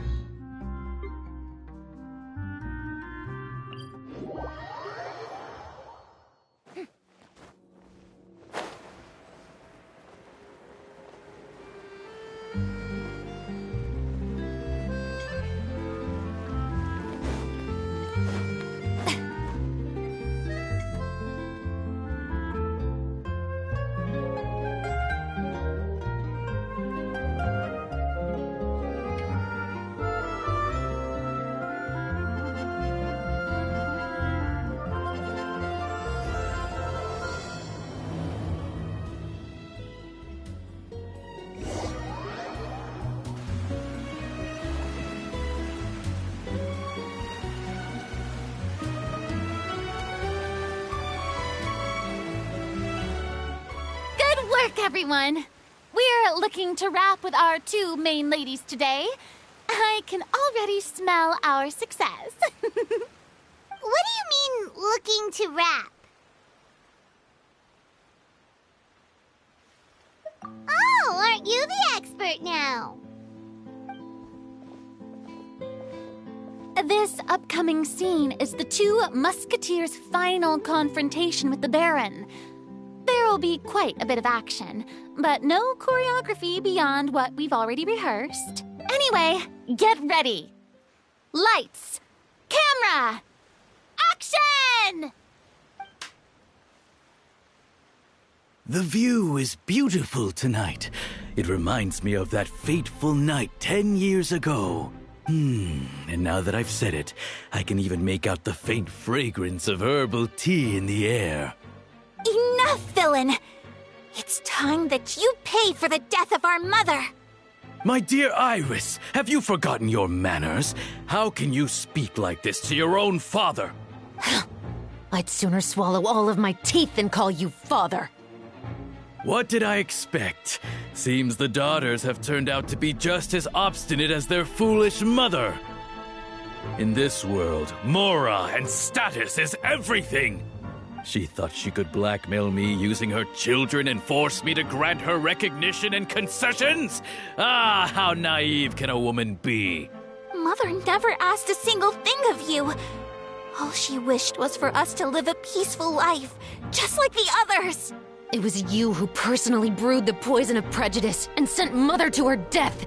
Compared to that deadly poison, the 2 bullets that will soon pierce through your heart will be like sweet mercy. And that's exactly why I said you're just as naive as her. Did you really think 2 muskets would be enough to defeat me? So let's see. What is stronger? Mora and power, or the 2 muskets in your hands? Get them! Tulip! There are too many of them! It'll be okay. We'll cover each other, Iris. And Mother will be watching over us, too.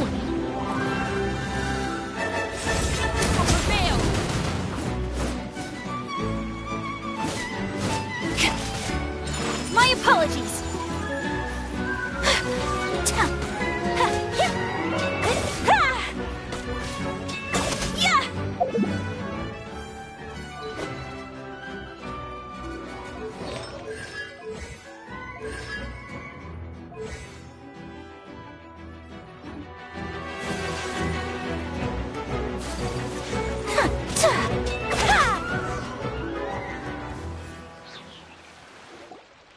You've lost. To think I'd lose to my own 2 kids. We are no children of yours, and we'll never call that place our home. Then tell me, what did you do all this for? You lost your mother, and will soon kill your father as well. What will you gain in the end, other than sentences for your crimes? We will gain our long-awaited justice.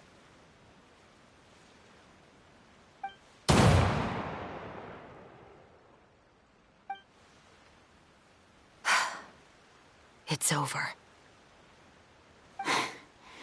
Finally, it's over.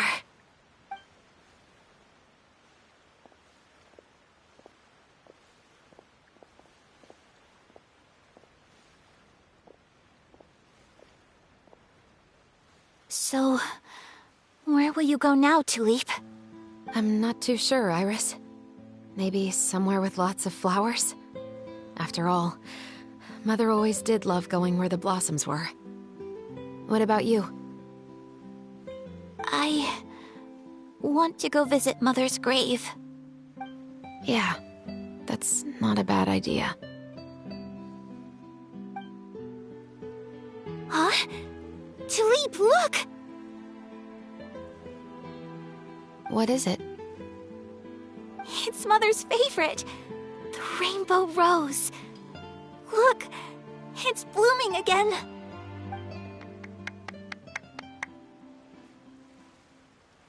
Excellent! That was beyond mesmerizing. Even I didn't expect the scene to go so well. And we got it in a single take. All right, everyone. We've got a wrap for Tulip and Iris. Congratulations, Ayaka and Chevrolet!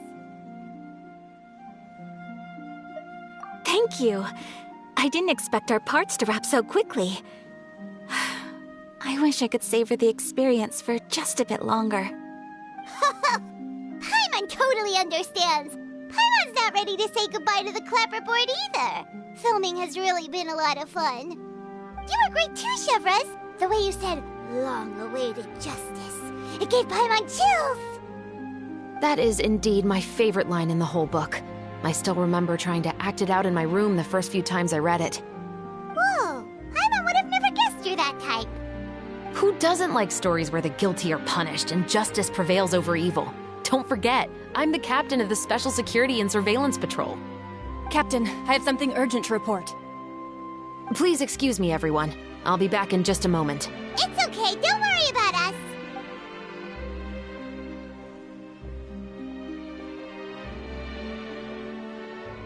Oh? Was she whisked away by work already? I was just about to tell her how great she did. It seemed like some urgent official business. Then perhaps we should thank the stars that we were able to wrap both of your parts so quickly today.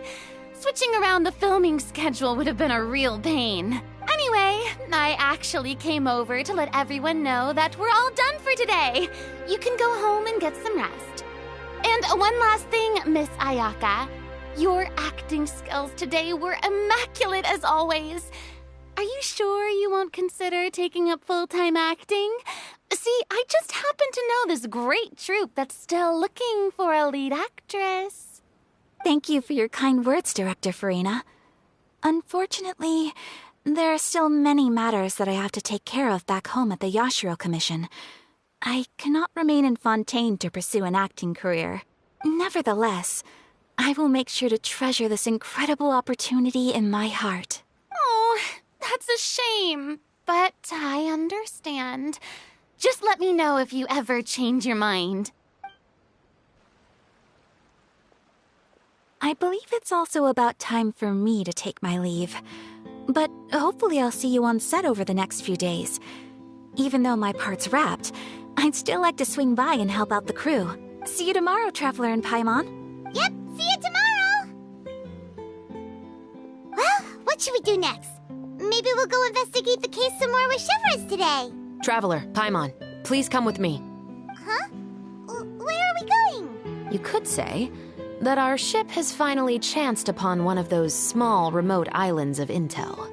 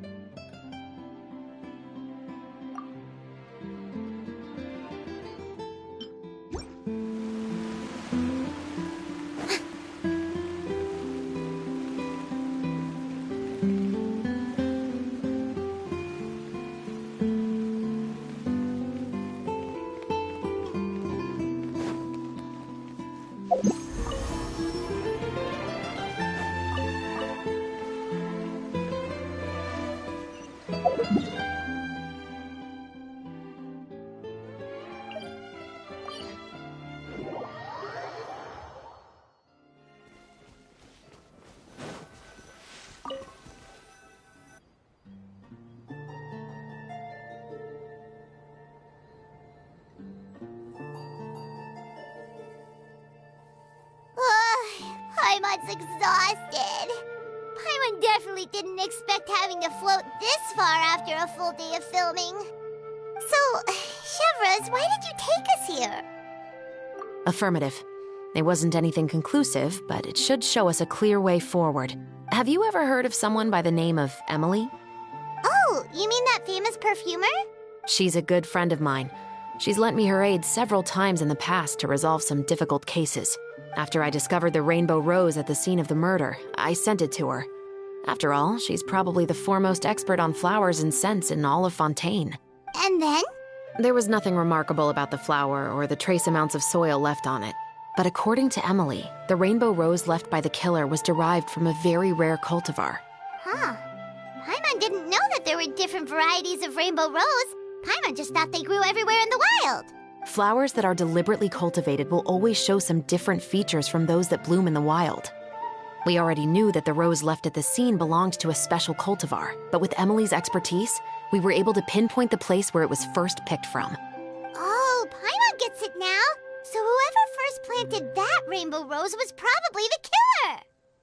Precisely. And after we checked what we learned against some sales records from the past, we discovered that there's only one person in all of Fontaine who could grow and sell this specific cultivar. Really? And who is it?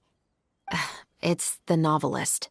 But didn't you say he had an alibi? To be clear, I haven't changed my mind about him. I still don't think he was the one who pulled the trigger. However, that doesn't mean the true culprit never visited him at his home or never purchased a rainbow rose from his garden. Whatever the case, we will have to confirm a number of things with him. So you mean the next place we need to go is... Yes, we're going to pay him a visit at his home.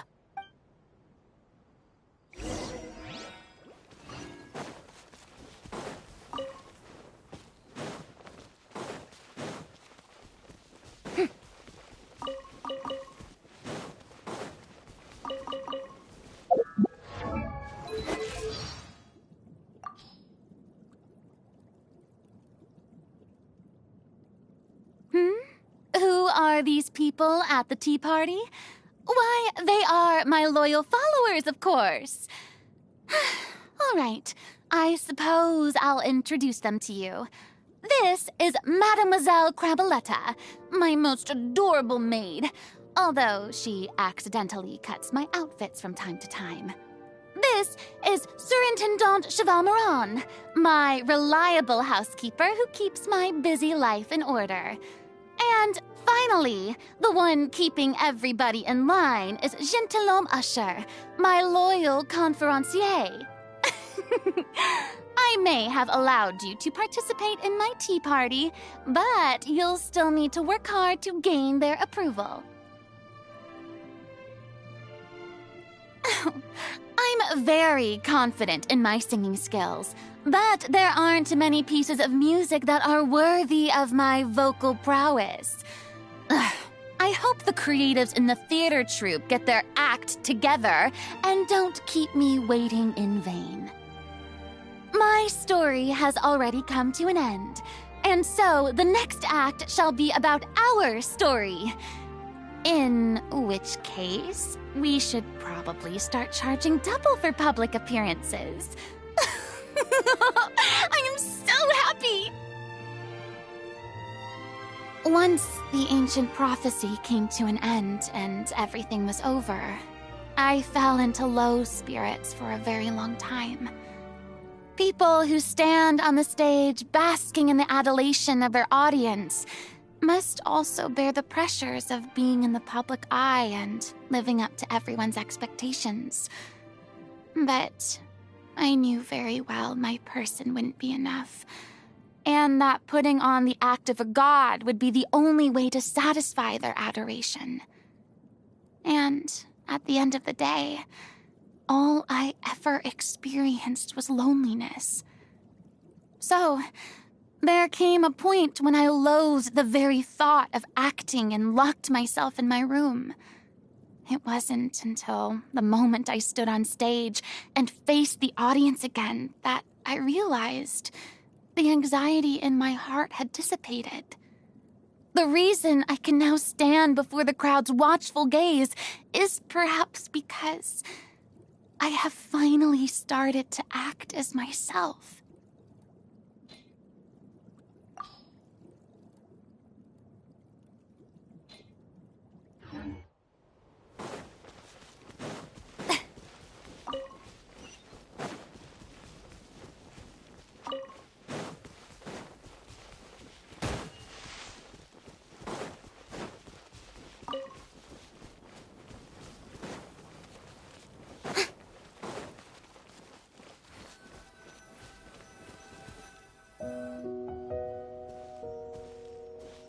That should be his house.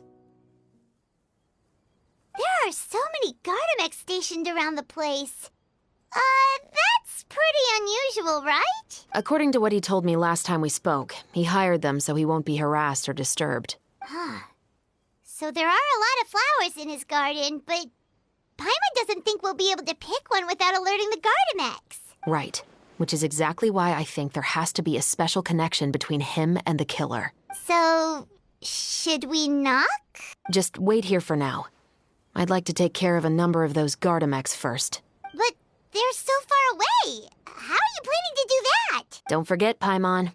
I'm actually the real-life captain of the Musketeers.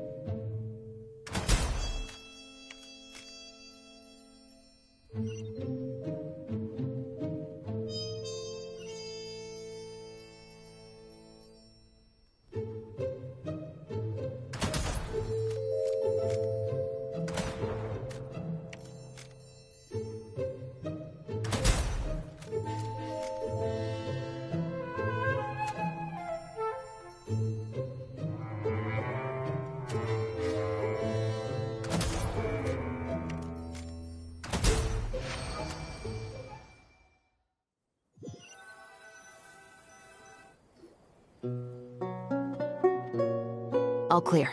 Let's go. Wait! that we know he could be the killer, can we go over our plan of action again? I'll go knock on the door and make sure it's safe inside. Once we're sure that we're in the clear, I'll ask him to come with us for a quick round of questioning at the guard's headquarters. But can't we just arrest him? We still have no evidence that he's the killer, or that he lent the killer any direct aid. Still, it would be appreciated if you could pick a rainbow rose from his garden for me while I'm talking to him. It'll help the Marashose Phantom confirm Emily's theory. Sure, no problem. Just be careful, Chevros.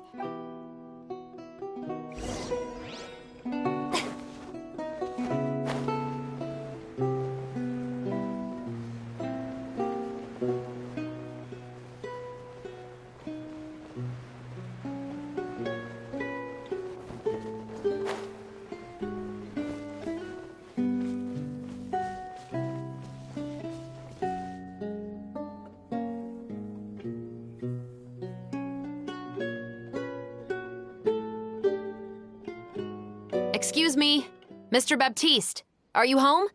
Who could it be at this hour? Oh, it's you, Officer Chevros. Would you mind accompanying me to the guard's headquarters, Mr. Baptiste? We would like to ask you some questions about a case. Oh, is it still regarding the murder case from before? I cannot confirm or deny that at this time. So it is then. Listen, I need you to come with me, Mr. Baptiste. Miss Chevros, I'll save you the trouble. Oh, and you two over there? There's no need for you to pick my flowers either. It's not time for them to bloom yet. Oh! Okay.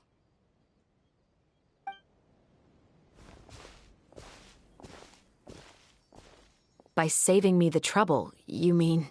I will confess. I was the killer. Huh? He just admitted he's guilty! Please relax, everyone. I'm not armed.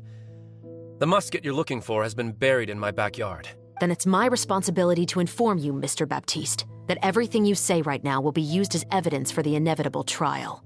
Yes, I am perfectly aware of that. I must say, I hate this feeling. Oh? Is it because I confessed? Or because you've been proven wrong? Both, I suppose. For the same reason as the one I wrote out in my novel, of course. I did it to exact revenge. I know you haven't figured out the link between the two of us. Had you done so, I'd have been taken away to the headquarters a long time ago. But that won't stop me from always remembering his grotesque face. After all, he was the one who killed my mother. Your mother is still healthy and well. You know, I was adopted as a child. I was referring to my birth mother.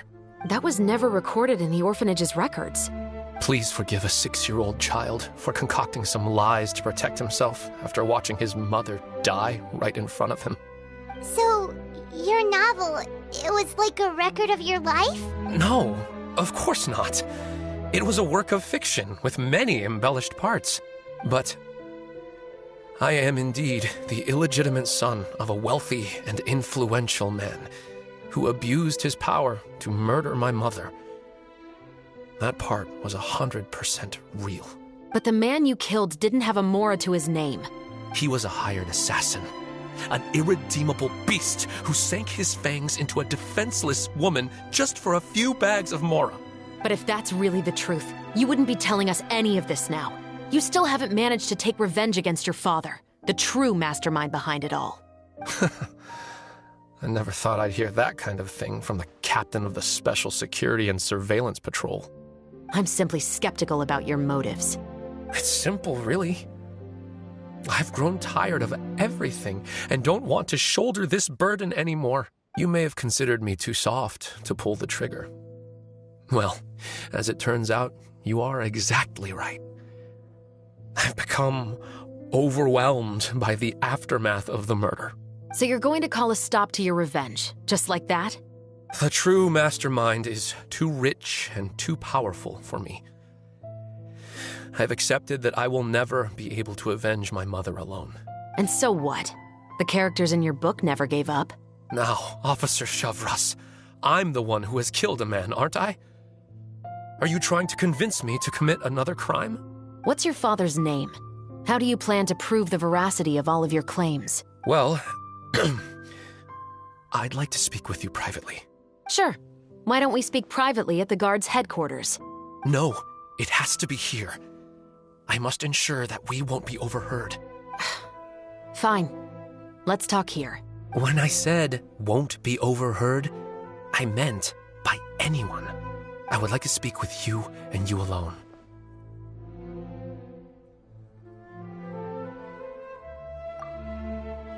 Thanks. I appreciate it. Please stay safe, Chevres. All right. Let's hear it. Will you really believe what I'm about to say? Well, that depends on what you're going to tell me. Fair enough. Fair enough. Then listen closely.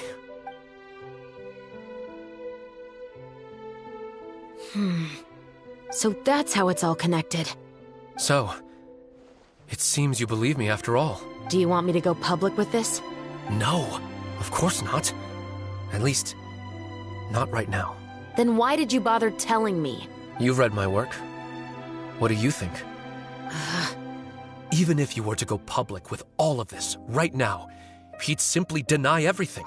It's been too long. Almost 20 years. Anything that could be used as evidence has long faded away.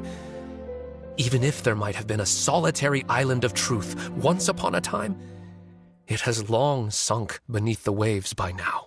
Justice will never find him. Not if you don't try. I know that as the captain of the Special Security and Surveillance Patrol, you will always stand on the side of justice. But do you really think a cushy life in prison really constitutes justice for him?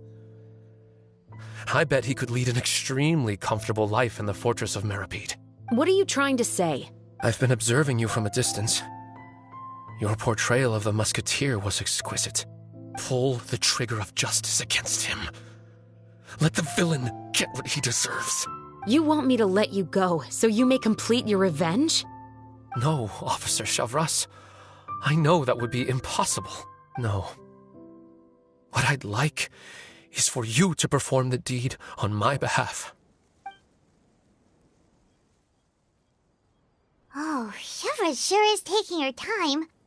What could they be talking about anyway? Oh, Paimon's worried. What if he decided to attack her?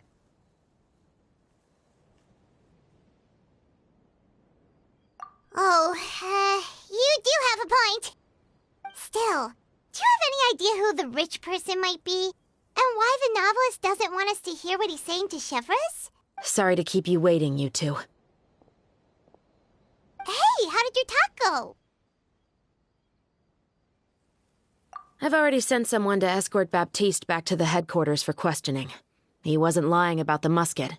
It was indeed buried in his backyard. But what about the name? Did he tell you the name of the rich guy? Yes, he did. But for now, I have to return to the Special Patrol. There are still a few loose ends I need to tie up.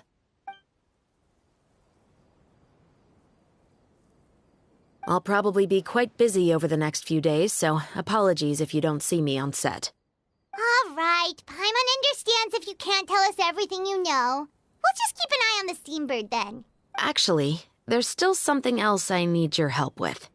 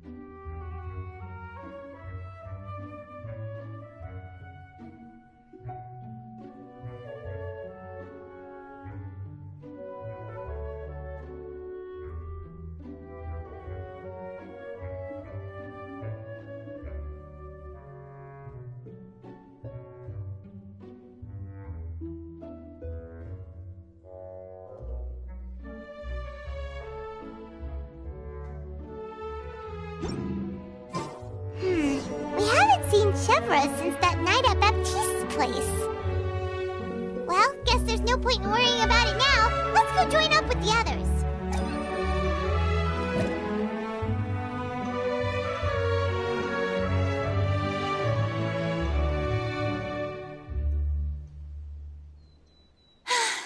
Being too popular can be such a hassle. Who knew the people would adore me so much?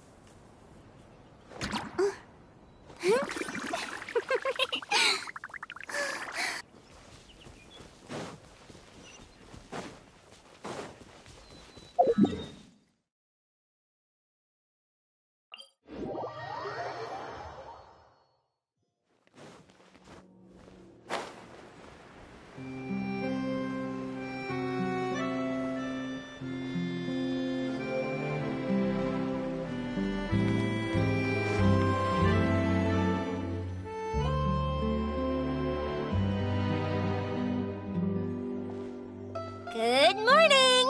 Hayaka and I were just talking about you. Is Chevra still not joining us today? Probably not. We haven't seen her either. Huh? That's such a pity. Director Farina said that we've only got a few small scenes left before wrapping up the entire thing. She even said that she'll get me into a couple scenes, so everyone will have a chance to shine in front of the camera. We were also planning on having a victory feast once we're all finished filming. You can join us, right? If only Chevros was here. I still haven't taken a photo with her.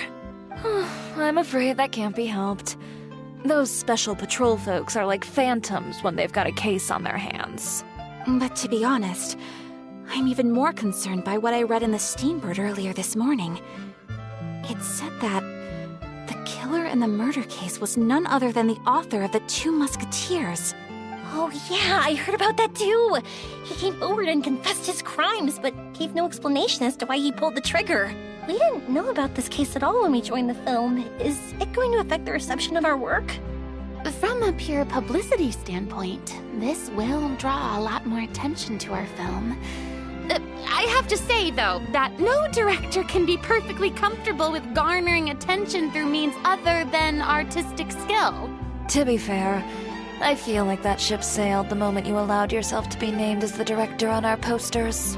It's not my fault that I'm super popular. What was that saying again? My popularity has, sunk to an all-time low? spread to the 4 corners of Teyvat.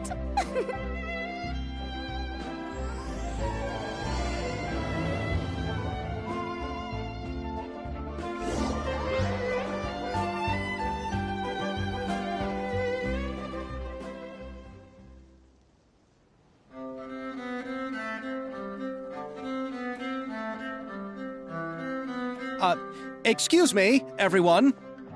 Xavier! Feels like it's been ages since we last saw you. I've been talking non-stop with the Film Association, and I'm absolutely swamped trying to coordinate the film's marketing. So forgive me for not being around more often, but please believe me when I say that I will make sure everyone's hard work gets the exposure it deserves. Oh, seems like you've been fighting your own battles. Yes, that's one way to put it. Oh, and before we begin the final round of filming, please allow me to finally introduce you to the original investor of our film, Mr. Morris. A pleasure to meet you all. Yes, glad to make your acquaintance, Mr. Morris. We've heard about the issues you've encountered with your financial situation, and genuinely hope that things have taken a turn for the better. Oh, well, the situation has indeed improved somewhat. Don't Don't worry, Mr. Morris. Accidents and last-minute challenges happen all the time. There's no need to blame yourself over it. The good news is that we're almost done filming now. And I would even say that this is the best story I've ever seen. Is that so? I see, that's great news. All right, now that we've gotten all the pleasantries out of the way, let's get this show on the road. We'll mostly be filming typical people and scenery from the streets today to improve the sense of environmental ambiance in some parts of the film. Oh, and there'll be a cameo for Mr. Kamisato and Miss Yoimiya as well. They'll be used to show outsider perspectives on the fates of the two musketeers. That's right. Ayato should be here any minute. Excellent! Then let's start with the scenery shots. Camera and clapper loader, you're up. Yep, we'll be ready. Remember, all we need are some wide zoom shots of the streets. If you happen to find some particularly lovely patches of flowers and grass, feel free to grab some close-ups of those as well. Ready? Lights! Camera! Action! Okay, now move the camera slowly. Try to focus on that flower. What's wrong? Just adjust the focal length a bit. Something the matter?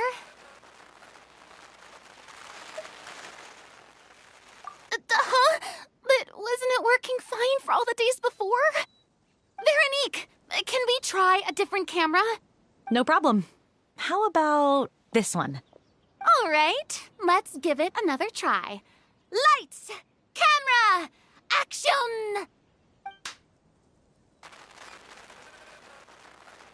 Don't tell me. This one is broken too. Veronique, do we have any other spare ones we can use? I'm afraid we only brought these two today.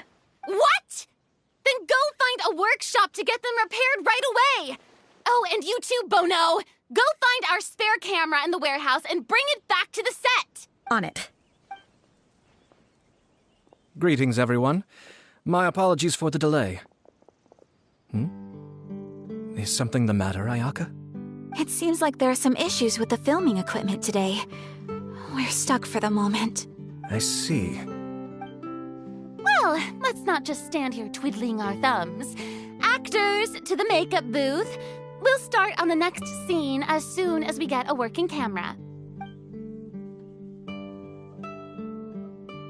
The people at the workshop told me that the part which holds the lens in place seemed to have fallen off. That's super strange. It was perfectly fine just yesterday. Well, no time to dwell on that now. Let's get back to filming. Ahem! Quiet on set! Places, everyone! Lights! Camera! Action! By the way, have you heard about that recent murder case? Yes, I have. It seems that they've caused quite the commotion in the city.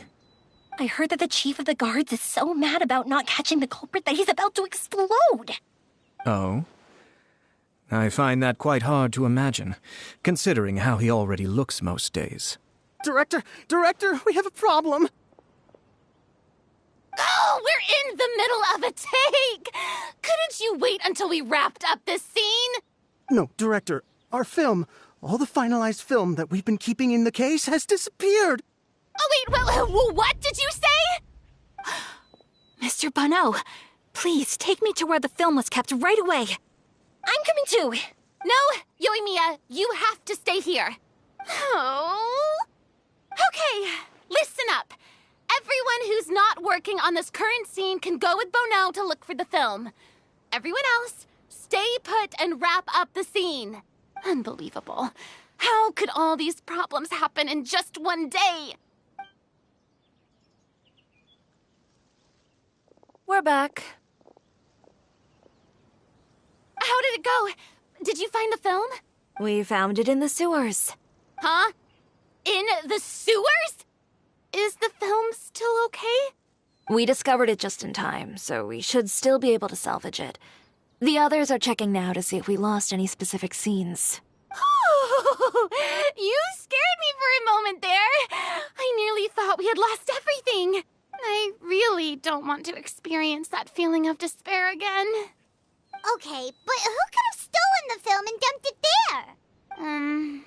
Could it be, some competitors working on other films? But if they wanted to harass us, why wait until the last day? Okay, we don't have time to really look into it right now. Let's strike while the iron is still hot and wrap this thing up once and for all. Yeah, let's finish it.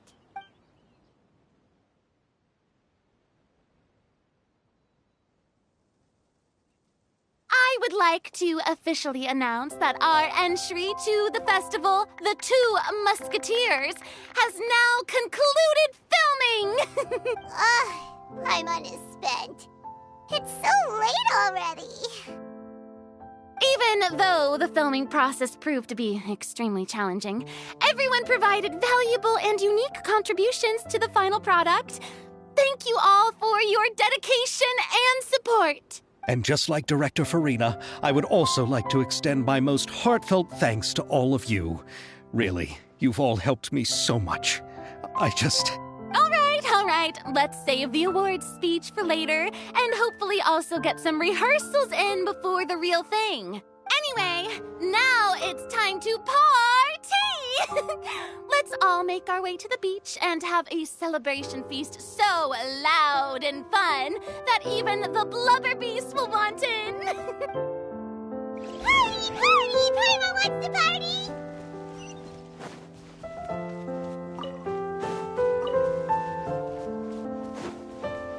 Whoa, this place is hopping. Everyone's finally getting to relax after wrapping up the film. Let's go chat with someone. Have you ever seen a fireworks show, Mr. Morris? It's pretty amazing. I'm afraid I haven't, but I'll take your word for it.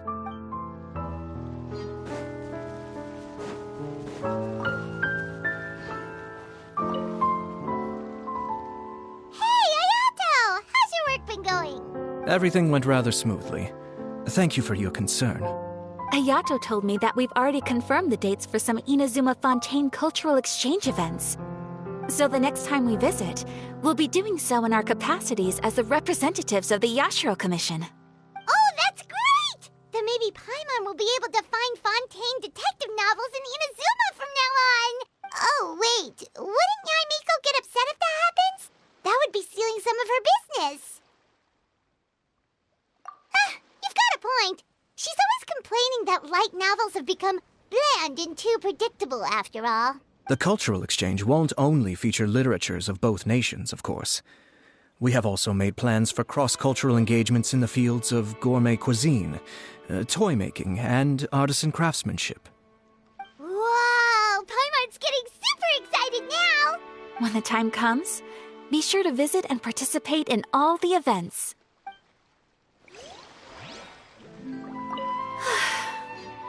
I wish we could have spent some more time here. Don't worry. It won't be long before we're back again.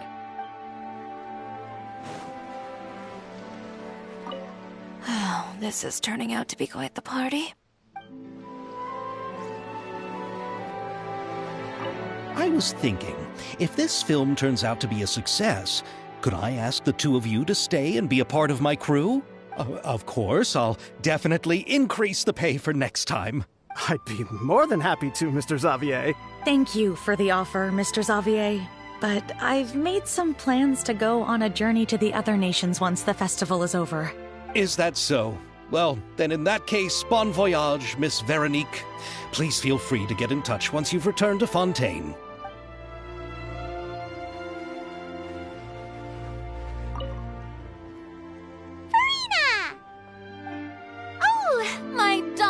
Clapper loader and camera operator, you've both worked really hard. Paimon thinks you worked even harder than us. Honestly, Paimon was getting a little tired of playing with the clapperboard by the end of it. Worst of all, Paimon started having dreams of you shouting, "Lights, camera, action!" into Paimon's ears. The actual dream can't even start until you've yelled that. Hey, if anything, shouldn't I be more grand and delightful in your dreams? We've been through so much attached together, and that's how your brain remembers me? That's not Paimon's fault. We've just used the clapperboard too much lately. Anyway, what's most important is that we've wrapped the film. I'm pretty confident that we'll take first prize. Hey, no need to mention the official name. Wait, now that you mention it, if we did win the prize, would Farina just get a statue of herself? Come on, I don't need that kind of attention. Xavier can accept the reward on our behalf. But just imagine! Farina accepting the Farina Award and holding a Farina statue. I'm going back to my dessert now. You all can keep discussing that on your own.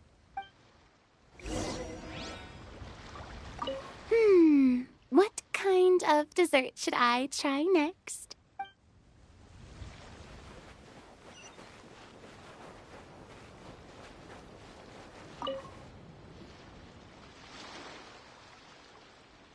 Shiori!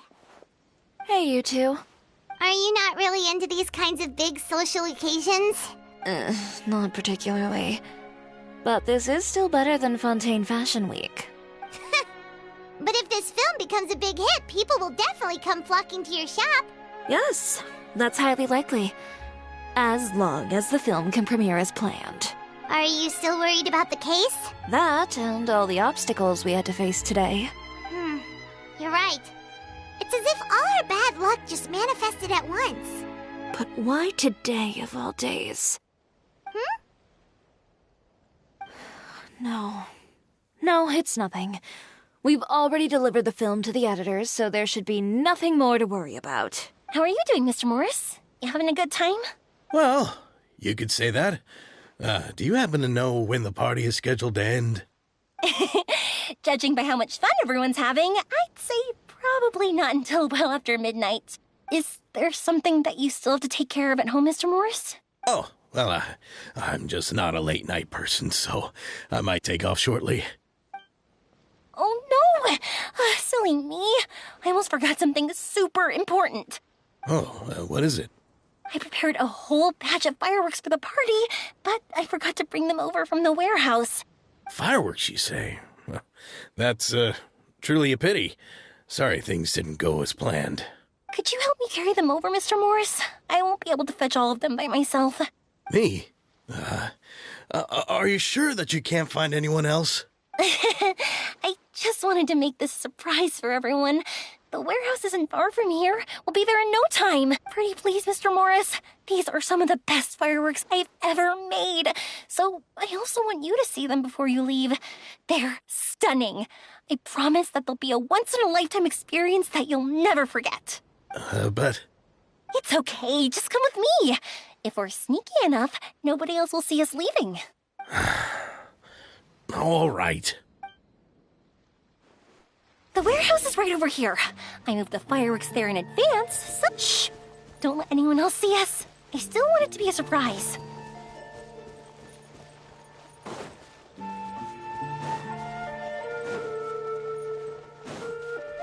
Fire hazard!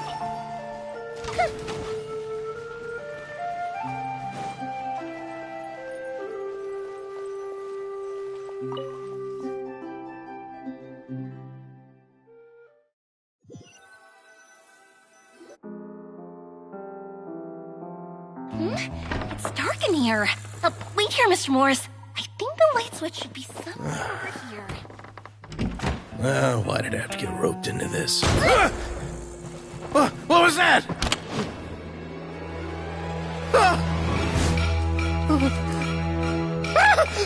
Who's there? Get me out! Get me out of here! Did you really think you'd get away, Morris?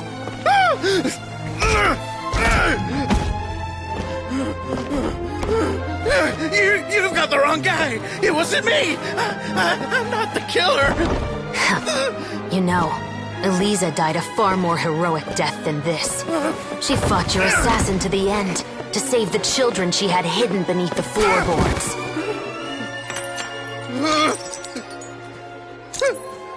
That is Eliza's pendant, the one with a photo of you two inside.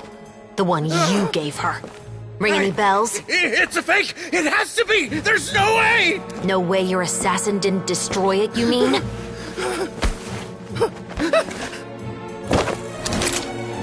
Did you ever love her, Morris? Or was killing her always the plan? No, please. Listen to me. I told Eliza to keep us a secret.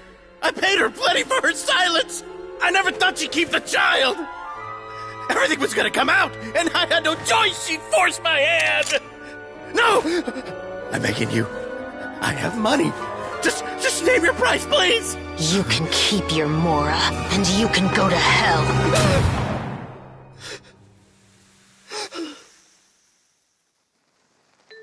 I'm Captain Shovraz of the Special Patrol.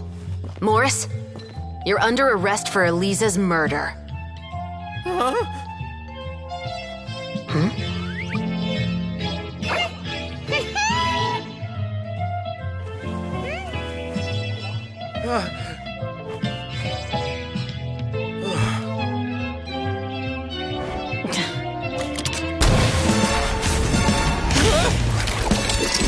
You're under arrest too, prop manager Veronique. Or perhaps I should call you the Second Musketeer.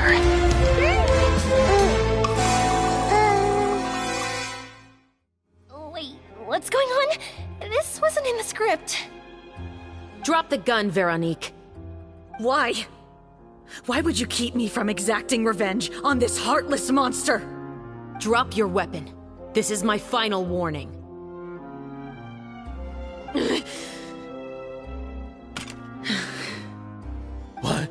What is going on? Do I have to spell it out for you, Morris? Everything that took place just now was staged to get you to confess the truth. But this last part is all improv, of course.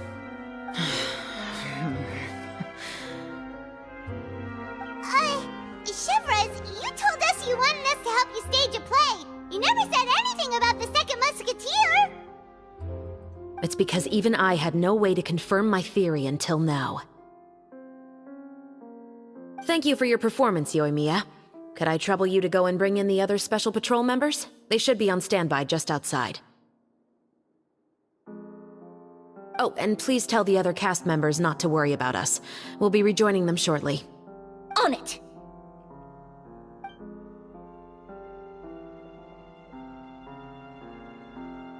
So what do you think, Morris? Care to talk about what happened 20 years ago? My patience is limited, you know. Don't force me to take you back to the interrogation room. I'd wager that you wouldn't last for more than a minute in there. With the recording we made, you have no chance of winning in court. Cooperating with us now is the most practical move. All right. I'll talk. I hired an assassin to murder Elisa. She once worked as a maid on my family's estate. She was very beautiful, and after some time I fell for her. We kept our relationship a secret and carried out an affair for some time, but it wasn't long before she became pregnant. And if my parents ever found out, they would have stripped me of my inheritance and status, driven me out of my home. I also didn't expect Elisa to insist on bringing the pregnancy to term. She even asked me to leave my family and travel far, far away with her. She believed that you were truly in love with her. I didn't have a choice. I gave her a large sum of Mora, told her to leave the family and to get rid of the baby. But then years later, she sent me a letter. There were photos of 2 children, and she even asked if I could find some time to visit them. Huh? 2 children? Paimon thought Baptiste was the only... you mean... Even if she had the children against your will, you could have just ignored the letter entirely. Why kill her? I had just gotten engaged to be married to an heiress from another wealthy family. So if anyone were to find out about Elisa, my life would be completely ruined. I didn't have a choice. No.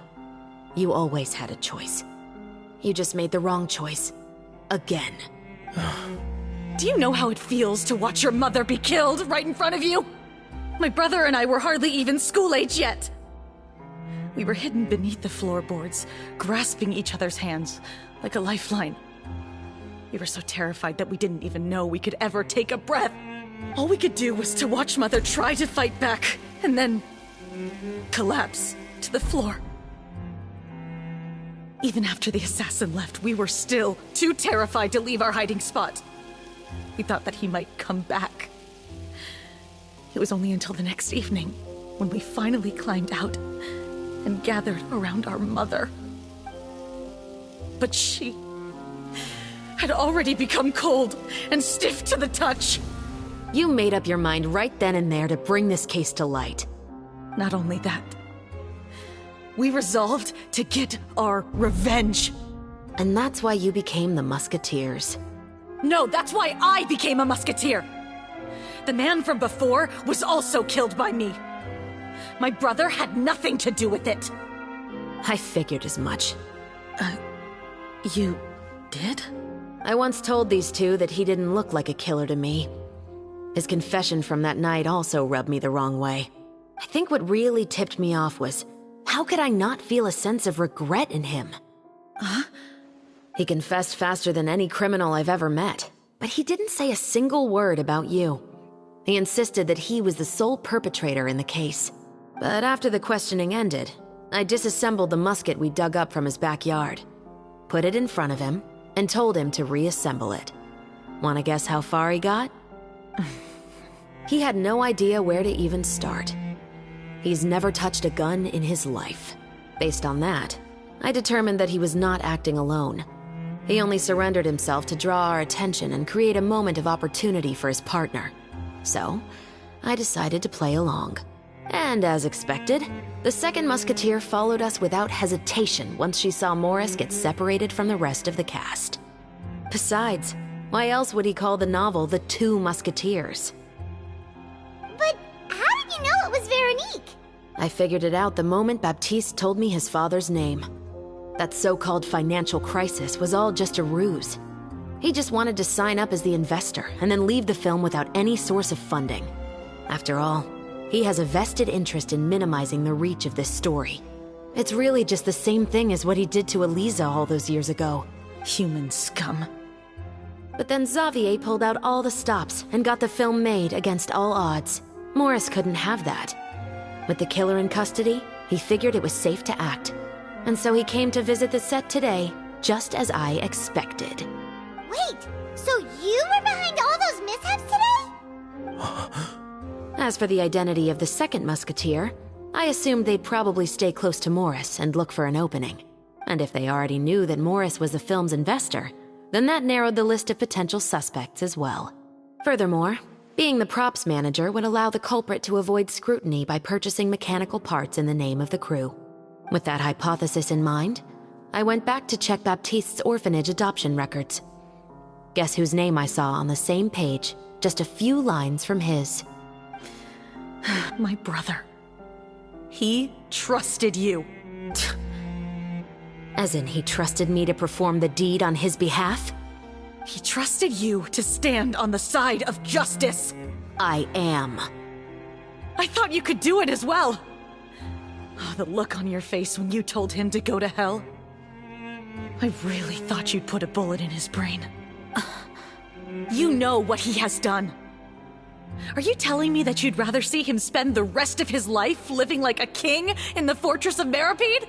I will never be able to forget the feeling of my mother's cold, lifeless hands. And you would call this ending fair? Is this what you call justice? I won't lie, Veronique. I did hesitate when your brother first told me about the truth. I wondered. I agonized over whether I should really put a bullet in his head. So why don't you? Because that should never be how justice is carried out in this world.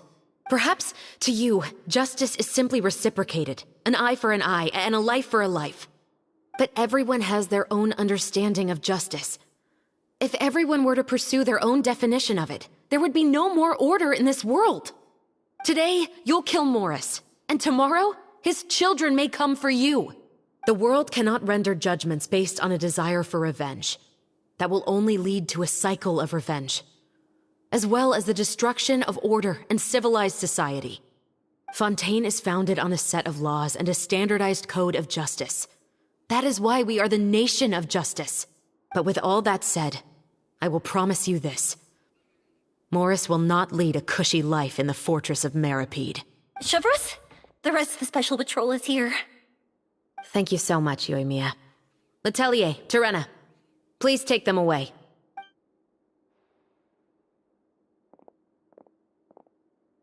I still can't agree with your reasoning. I know. Justice has not been delivered. At least, not today. Chevreuse. Let's go. We should give an explanation to the crew. Thank you for your concern. I'm fine. I'm just thinking about the things in life that have driven people to take justice into their own hands.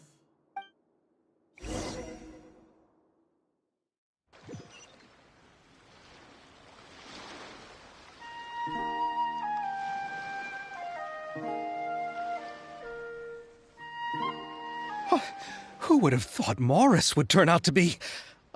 I'm at a loss of words. How could he have done something like this? I'm just glad that you're all safe and sound. Who knew that such a labyrinth of cases would be behind this story? Well, what should we do now? We have a finished film, of course, but should we still go ahead with the premiere?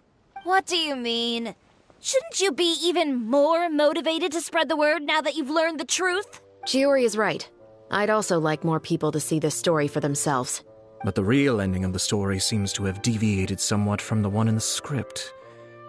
Is that still acceptable to you, Miss Chevreuse? The call is yours. We still have time to reshoot an ending if that's what you'd like. No, it's fine as is. I like what we have for the catharsis. Romanticism is what gives works of art their appeal. Fiction is able to explore means of restitution that could never work in real life. Just like the real world, the world of stories also has its own set of rules and justice. These different possibilities are what initially drew me to reading in the first place. Sounds good to me. I support your decision. What about Veronique? Will she be okay? She will soon face her judgment alongside her brother and Morris. If I had to guess, they'll probably all be sent to the fortress of Meripede. I'll make sure to give Risley a heads up about it.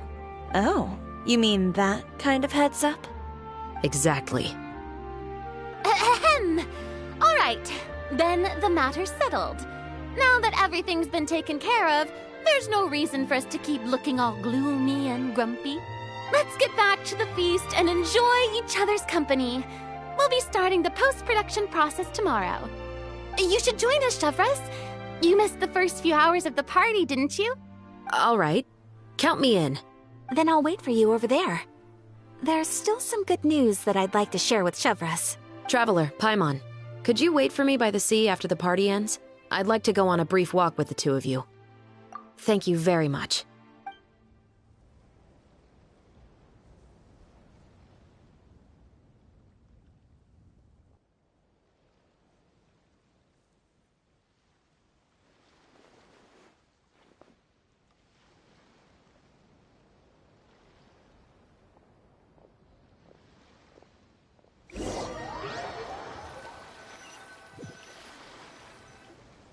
Sorry for the wait. Oh, we weren't waiting long at all. Is there something else you wanted to tell us? No, I don't have anything new to share. I just felt that since you were my investigation partners, I should have another conversation with the two of you. Traveler, how would you have responded to Baptiste's request if you were in my shoes?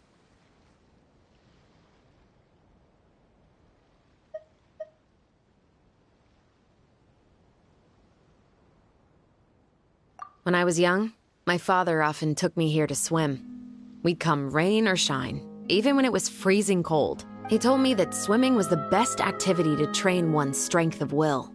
You could never give up before reaching the shore, especially when the water was cold. Oh? Why's that? Because the moment you give up would be the moment you die. At that point, I still hadn't received my vision. One winter, the chilly wind felt almost like knives on my skin, and the seawater was so frigid that it numbed my toes the moment I stepped in. I cried and begged my father to spare me from having to swim across, but he wouldn't listen. He used to be a member of the Special Patrol as well. You could say it was his way of educating his children. That sounds awful. When he saw that I wouldn't stop crying, he just picked me up and tossed me into the icy water. The bone-chilling cold took away my senses. I couldn't feel anything but fear and rage. I waited for my father to save me, but one look and I knew he'd already started swimming for the opposite shore. I realized that if I were to give up, I really would die right then and there. I used all of my strength to try and catch up to my father. Those few minutes felt longer than my whole life up until that point. I did, however, make it to the other side. I've never felt afraid about anything in my life after that, nor have I ever cried again. That way of teaching would have never worked on Paimon. Yeah, I don't think that was the right method for anyone. It's just that, working now as I am in the pursuit of justice, I still sometimes feel like I've been tossed into that winter sea all over again. The anger and the helplessness. Chevreuse. But the worse I feel, the more I know to never give up. The alternative would be to forever lose myself among the waves. Anyway, how about a race? Neither of us will drown, but we can still see who swims faster. You guys go ahead! Paimon will grab the clapperboard to mark the start of the race!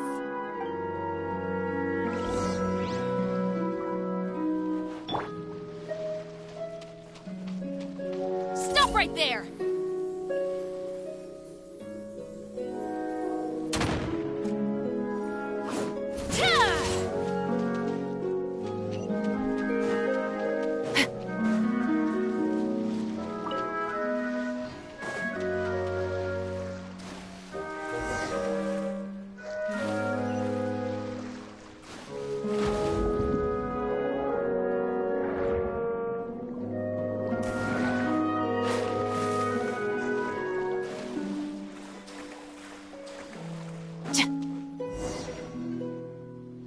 Oh, that felt good. You were so fast in the water, Chevreuse!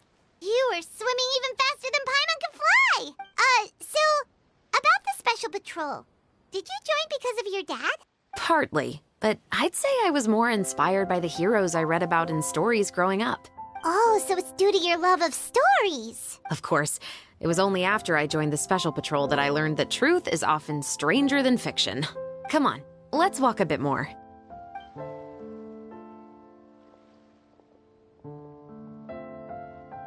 To be honest, I do sometimes question whether the decisions I make are the right ones. But I know that no matter what, I must keep swimming. Because the only thing I've got my eyes on is the shore in the distance.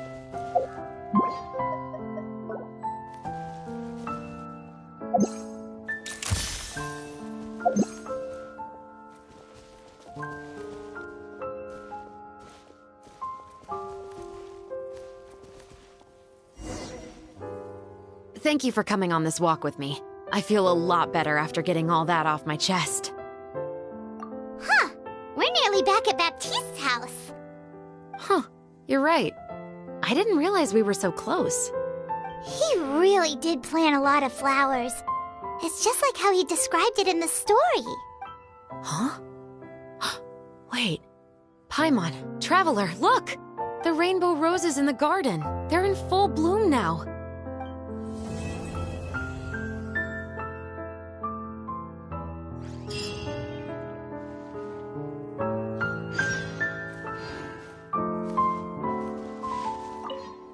Even though it's a bit late, I must thank you for investigating this case with me. Not on behalf of the Special Patrol this time. It's a personal expression of gratitude from yours truly. Oh, you want to hear more? To be honest, I didn't spend that much time with him. He was always busy with the Special Patrol, so he would often... Once, he didn't come home for a long time. When I went out to buy food, I learned that he had become a criminal, and by extension, that made me a criminal's daughter. But we can talk about that another day. I actually have a lot of sympathy for Veronique and Baptiste. I can understand the hatred they feel for their father, but that doesn't mean I'll allow them to walk the path of evil, even if it might lead to another sense of justice. Films are different from the real world. They're a form of art and represent the wishes in people's hearts. I adore the two Musketeers, and I'm very happy to have had the opportunity to act the role as one. I can't wait to catch the film when it premieres in the Opera House. I'm looking forward to seeing the audience's reaction to the climactic ending. Thank you for looking out for me. I'll see you at the award ceremony. I'd be very surprised if we don't win. Hold that pose!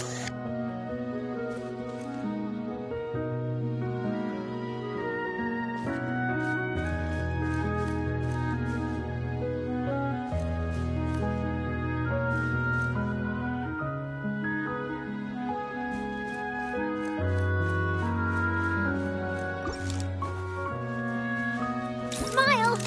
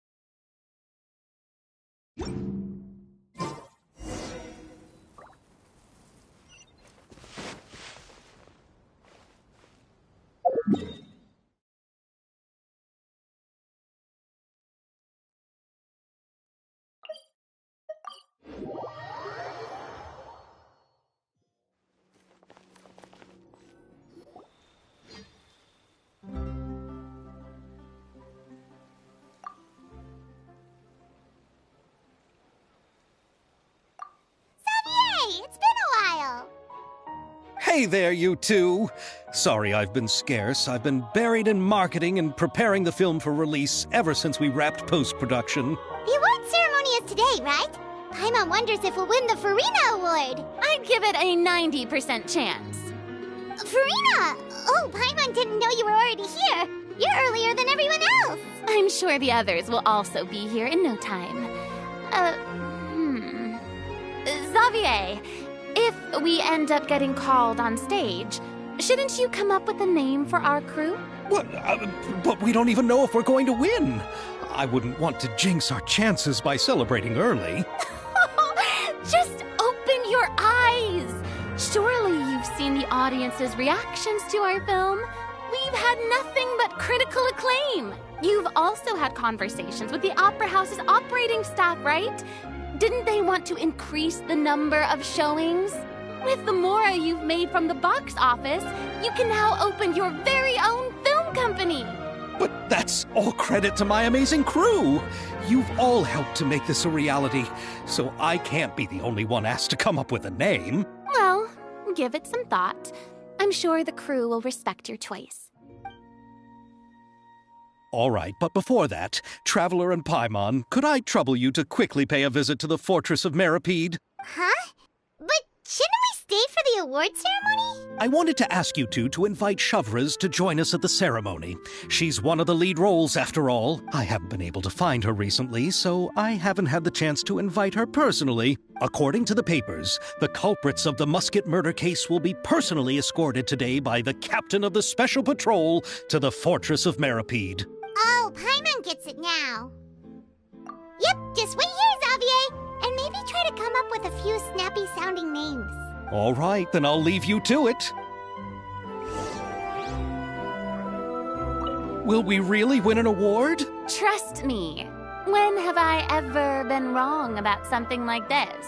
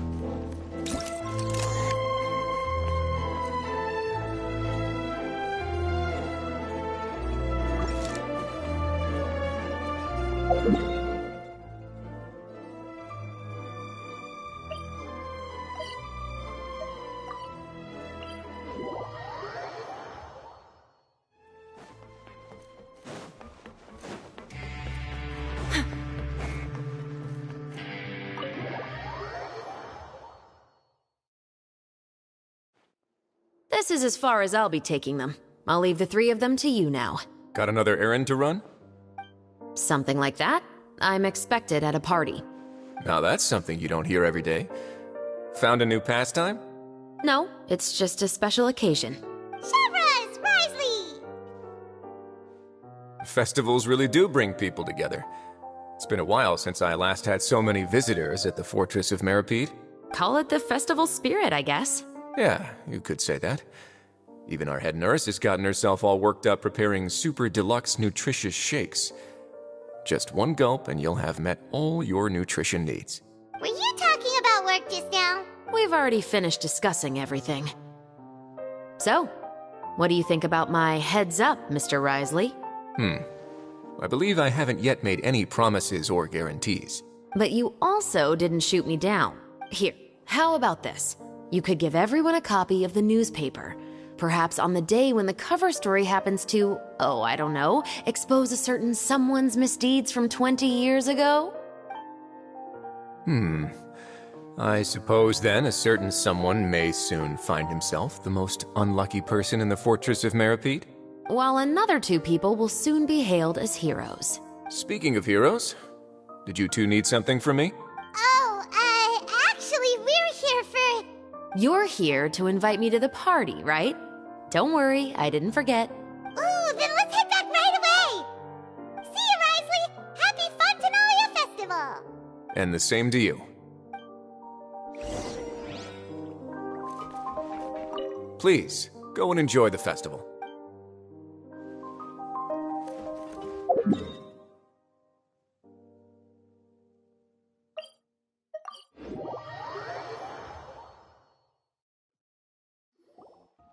And the winner of the Farina Award for the first Fontanalia Film Festival is... The Two Musketeers!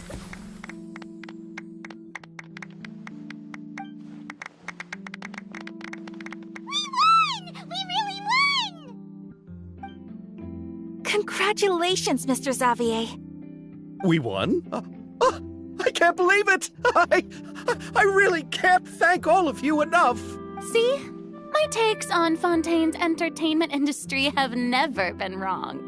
Now, please welcome to the stage the producer of The Two Musketeers, Mr. Xavier!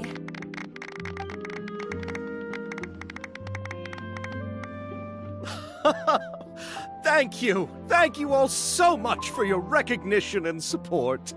While I'm up here, I would love to give special thanks to... Time really flies, huh? It certainly feels that way. It feels like it was only yesterday when you were teaching me to hold a musket. Will you come back to Fontaine again? Of course. I'm very fond of this city. There are so many novel and interesting things. that it's been hard to keep track of them all. But how about you? Would you be interested in visiting Inazuma? I can't say the thought has crossed my mind before, but I'd be willing to consider it now. I will be eagerly awaiting your visit. It would be wonderful if you could visit my home and enjoy a taste of our tea and desserts. Yeah, let's keep in touch. Did you accomplish all you came here for? Yes. And you should visit Inazuma again sometime. How has Ogura and her business been? To my knowledge, she's doing quite well. Tell her I said hi. I certainly will. I heard the thunderstorm has stopped. Yes, and the war has also been brought to an end. Peace and prosperity has returned to the islands. I quite like the sound of that. Perfect for hanging textiles out to dry. I'd like to offer my thanks again to the entire cast and crew. Without you, I would have never completed this film, much less had the opportunity to be standing on this stage. With the support of my entire crew, I would like to officially announce our film company, Musketeer Pictures. Woohoo! That has a really nice ring to it. Then in that case, let's please welcome all the members of Musketeer Pictures onto the stage for a commemorative photo. Oh, Paimon didn't know we'd also be taking pictures. Director Farina, I believe you are the most deserving person to raise this trophy. Huh? No. There's no need. It's so embarrassing. It's an honor the director deserves.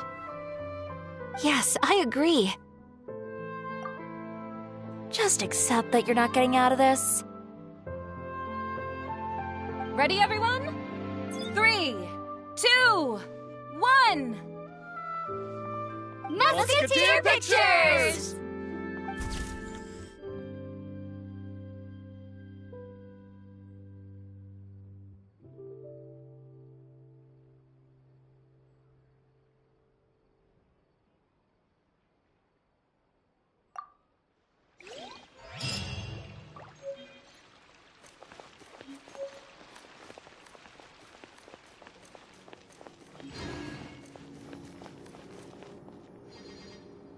Miss Yoimiya, we haven't had the chance to talk, but please accept my thanks for everything you've done over the past few days. Oh, but I feel like I didn't do anything out of the ordinary. I'm very grateful for your assistance during that special performance in the warehouse. It was always going to be somewhat risky, to engage and draw away Morris all on your own. You're only a civilian and have never been trained to act in such a dangerous situation. Don't say it like that. As the director's assistant, it was my duty to help out the crew however I could. It was an honor to help you solve the case. I have to admit, though, my heart was thumping super hard the entire time I was laying on the ground. I was scared that everyone would notice. You did great. Oh, and before I forget, if you ever visit Inazuma, please come and pay a visit to Naganohara Fireworks. I'll make some fireworks for you. I even know what shape we'd make. I'm guessing a musket. Telling you now would ruin the surprise. If you really want to see it, just come and visit me.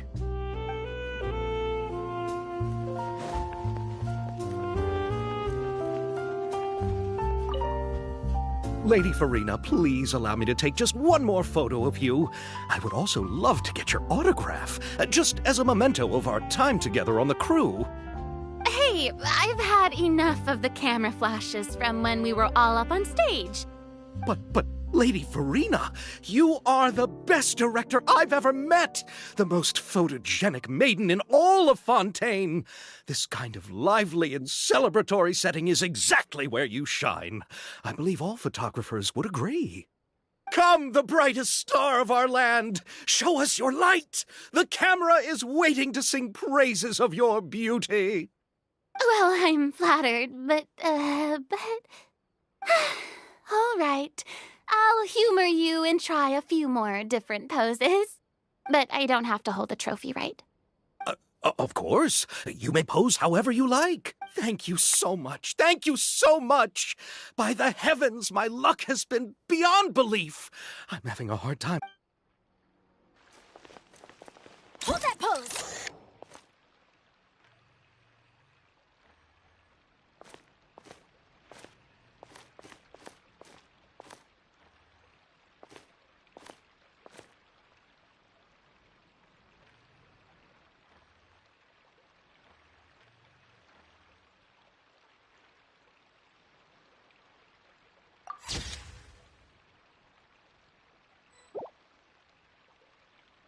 Happy Fontanalia Festival.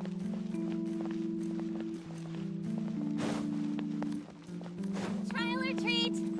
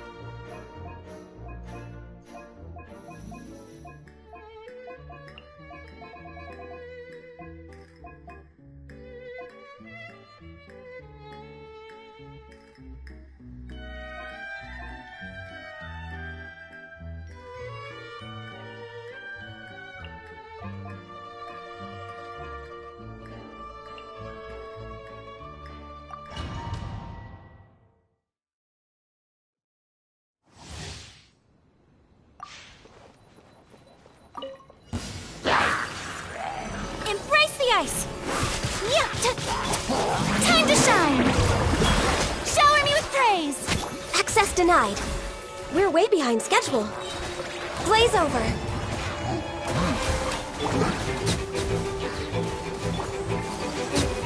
Whirling snow!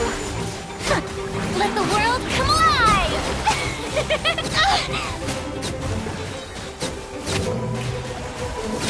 Born of ice and frost. Access. Take flight! Sakura swirl!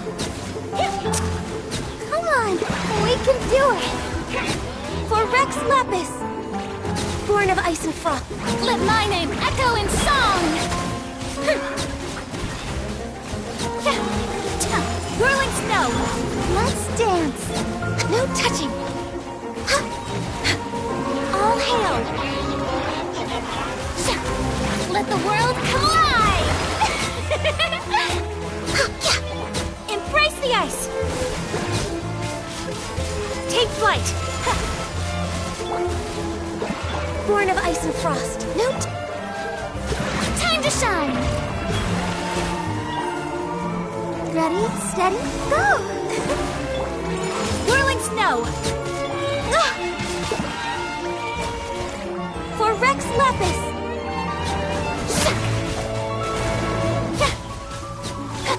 We're born of ice and frost. Access denied.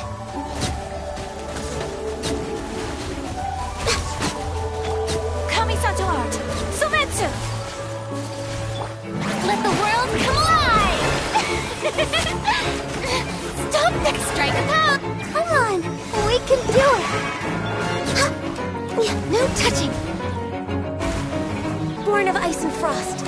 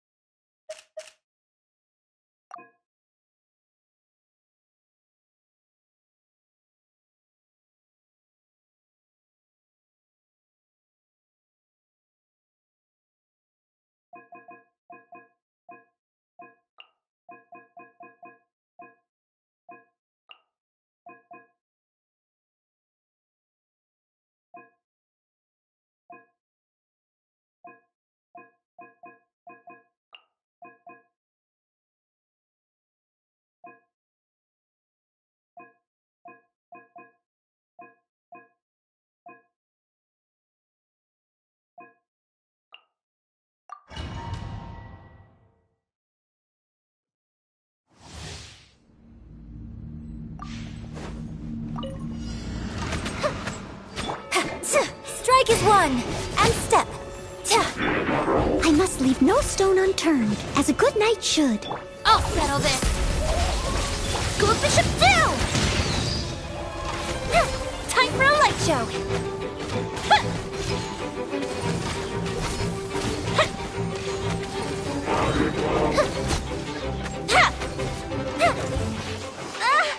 Here comes the fireworks! Break a leg, and step. Bond is strong! The fuse is lit!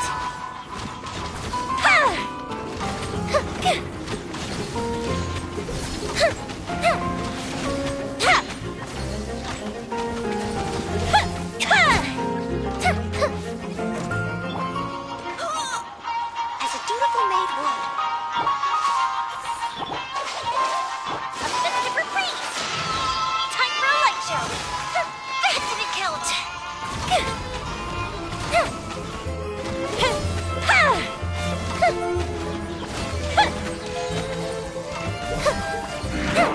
Go Bishop 2! Strike is one, and step. Dissipate! Out of my way! Observe! Fuse is lit!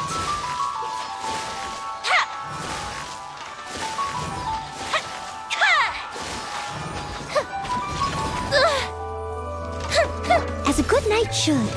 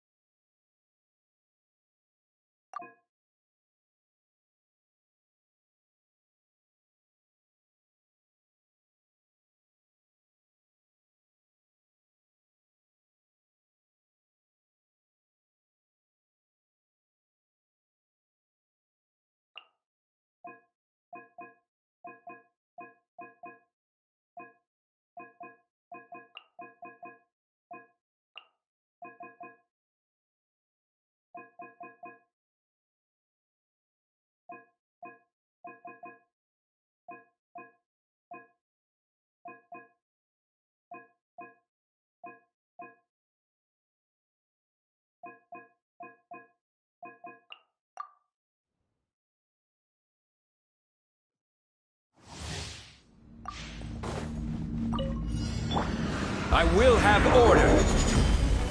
Illusion shattered! Teamwork is dreamwork! Here comes the fireworks! Fire hazard! Ha! Ha! Ha! Ha!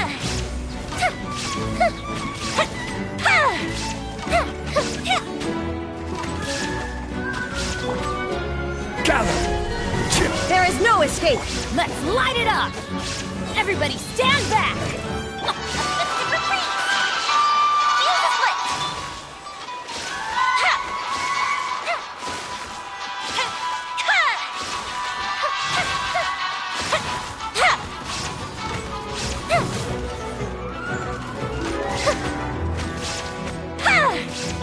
Order guide you. Shine down!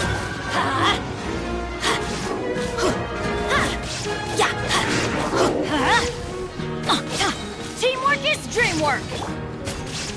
Go Bishop do! Time for a light show!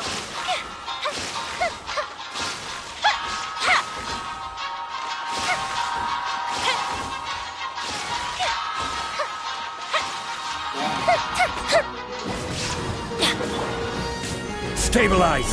I'm going in! Yeah. A festive reprise! Fire hazard!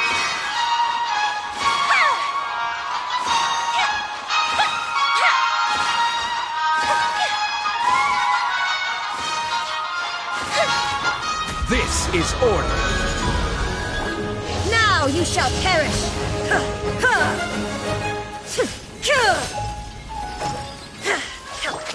Quake! Fuse is lit!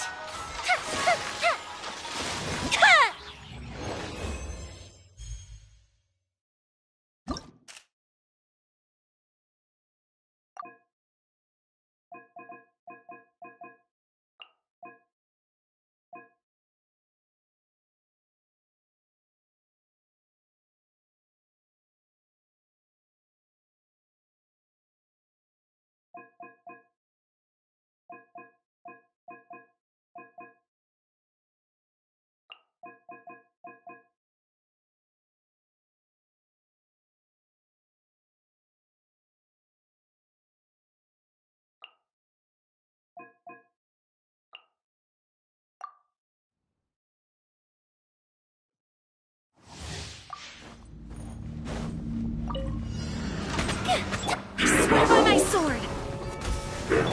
Let my name echo in song! Order guide you. Here come the fireworks! Fire hazard! Ha! Ha! Ha!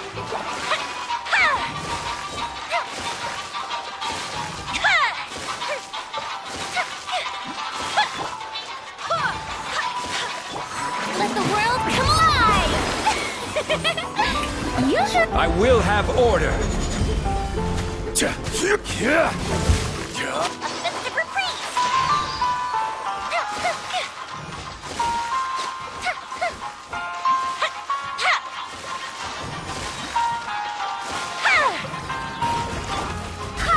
Wind, hear me! This is order.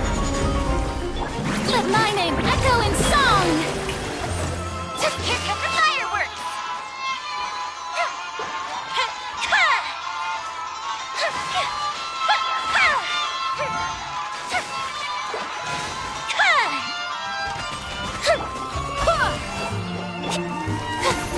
Rise!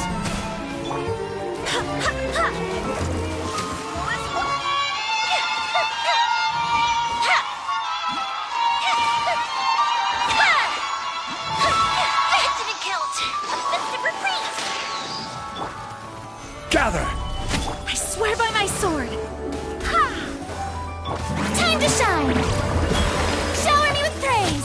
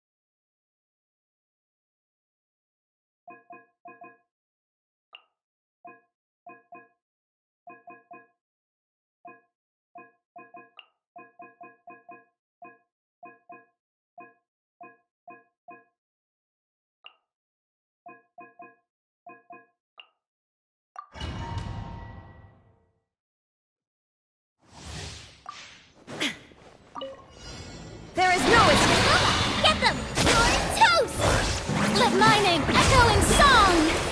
Strike a pose! Barbados, guide us. Lowest one! Shine down! Ha ha! Torn to oblivion! Ha! Ha! Ha! Let the world come alive! Nice and spicy! Ha! There is no escape! Inazuma shines eternal! Ha! Ha!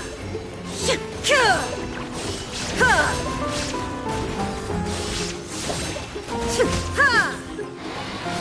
Eat this! Let my name echo in song! I swear by my sword! Torn to oblivion!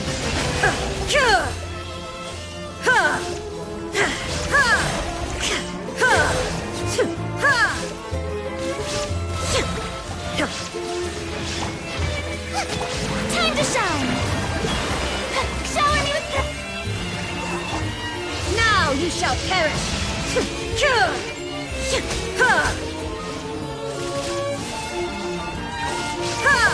Illusion shattered! Barbados, guide us! Lowest hey! Out of the frying pan! Yoo-hoo! Let my name echo in song! There is no escape! Inazuma shines eternal!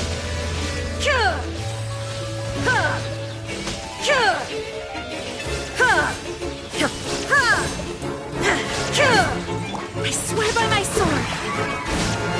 Eat this!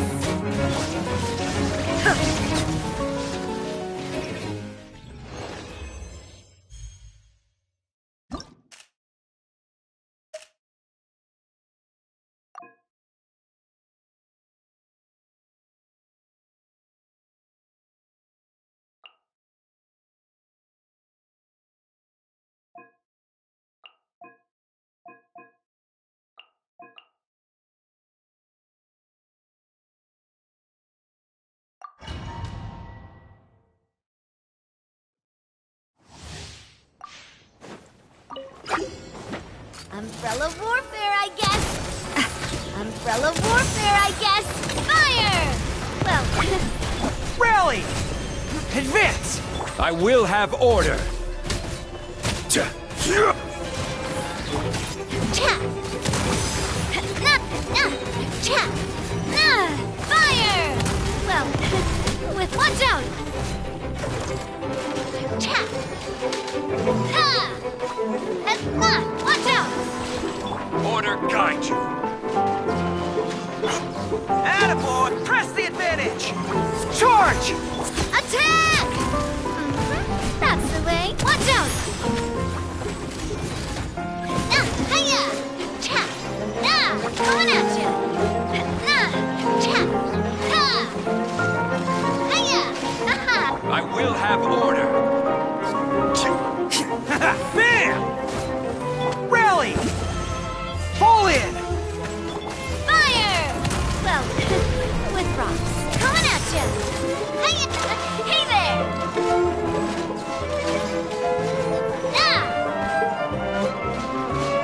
Watch out! This is order.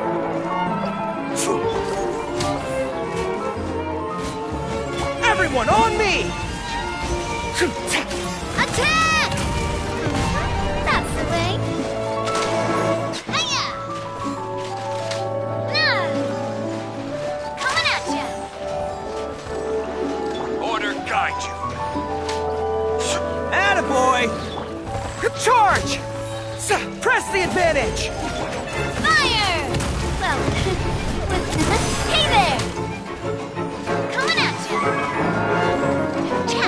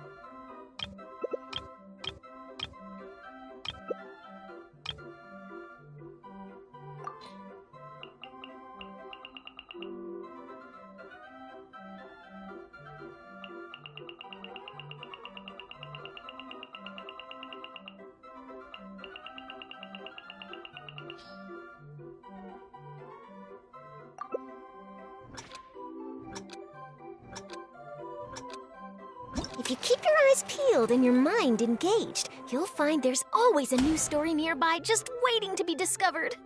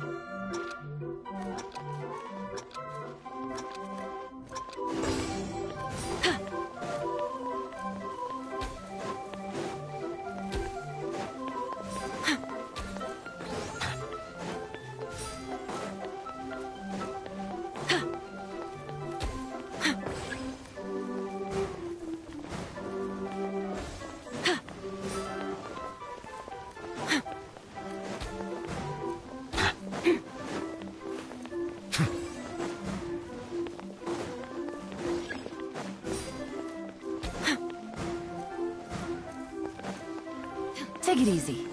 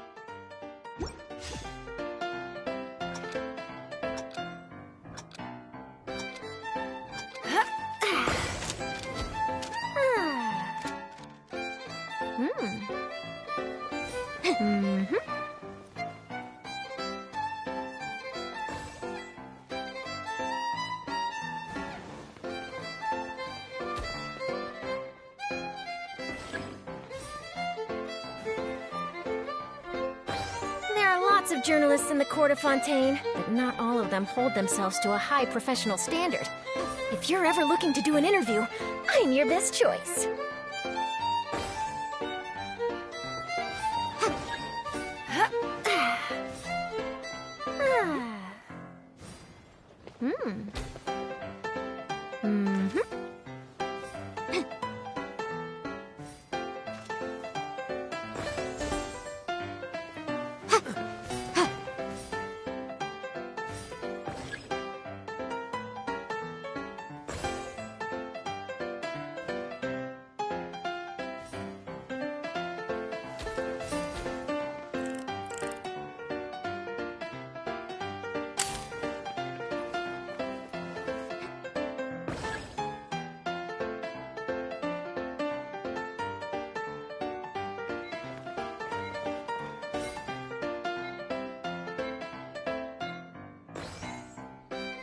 If you keep your eyes peeled and your mind engaged, you'll find there's always a new story nearby just waiting to be discovered.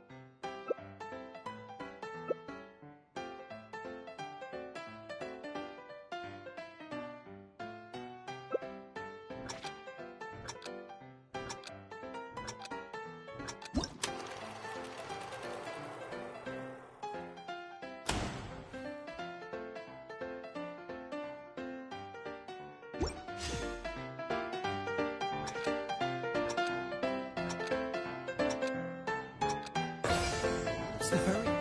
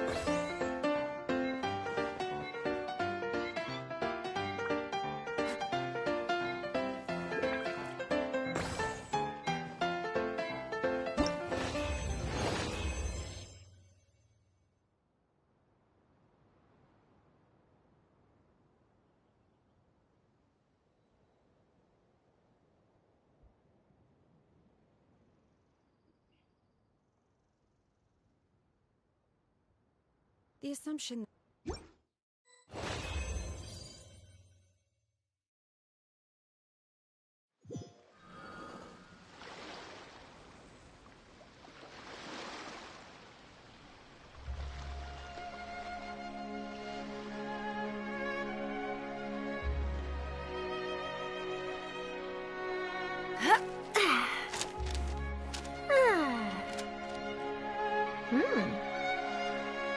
Mm-hmm.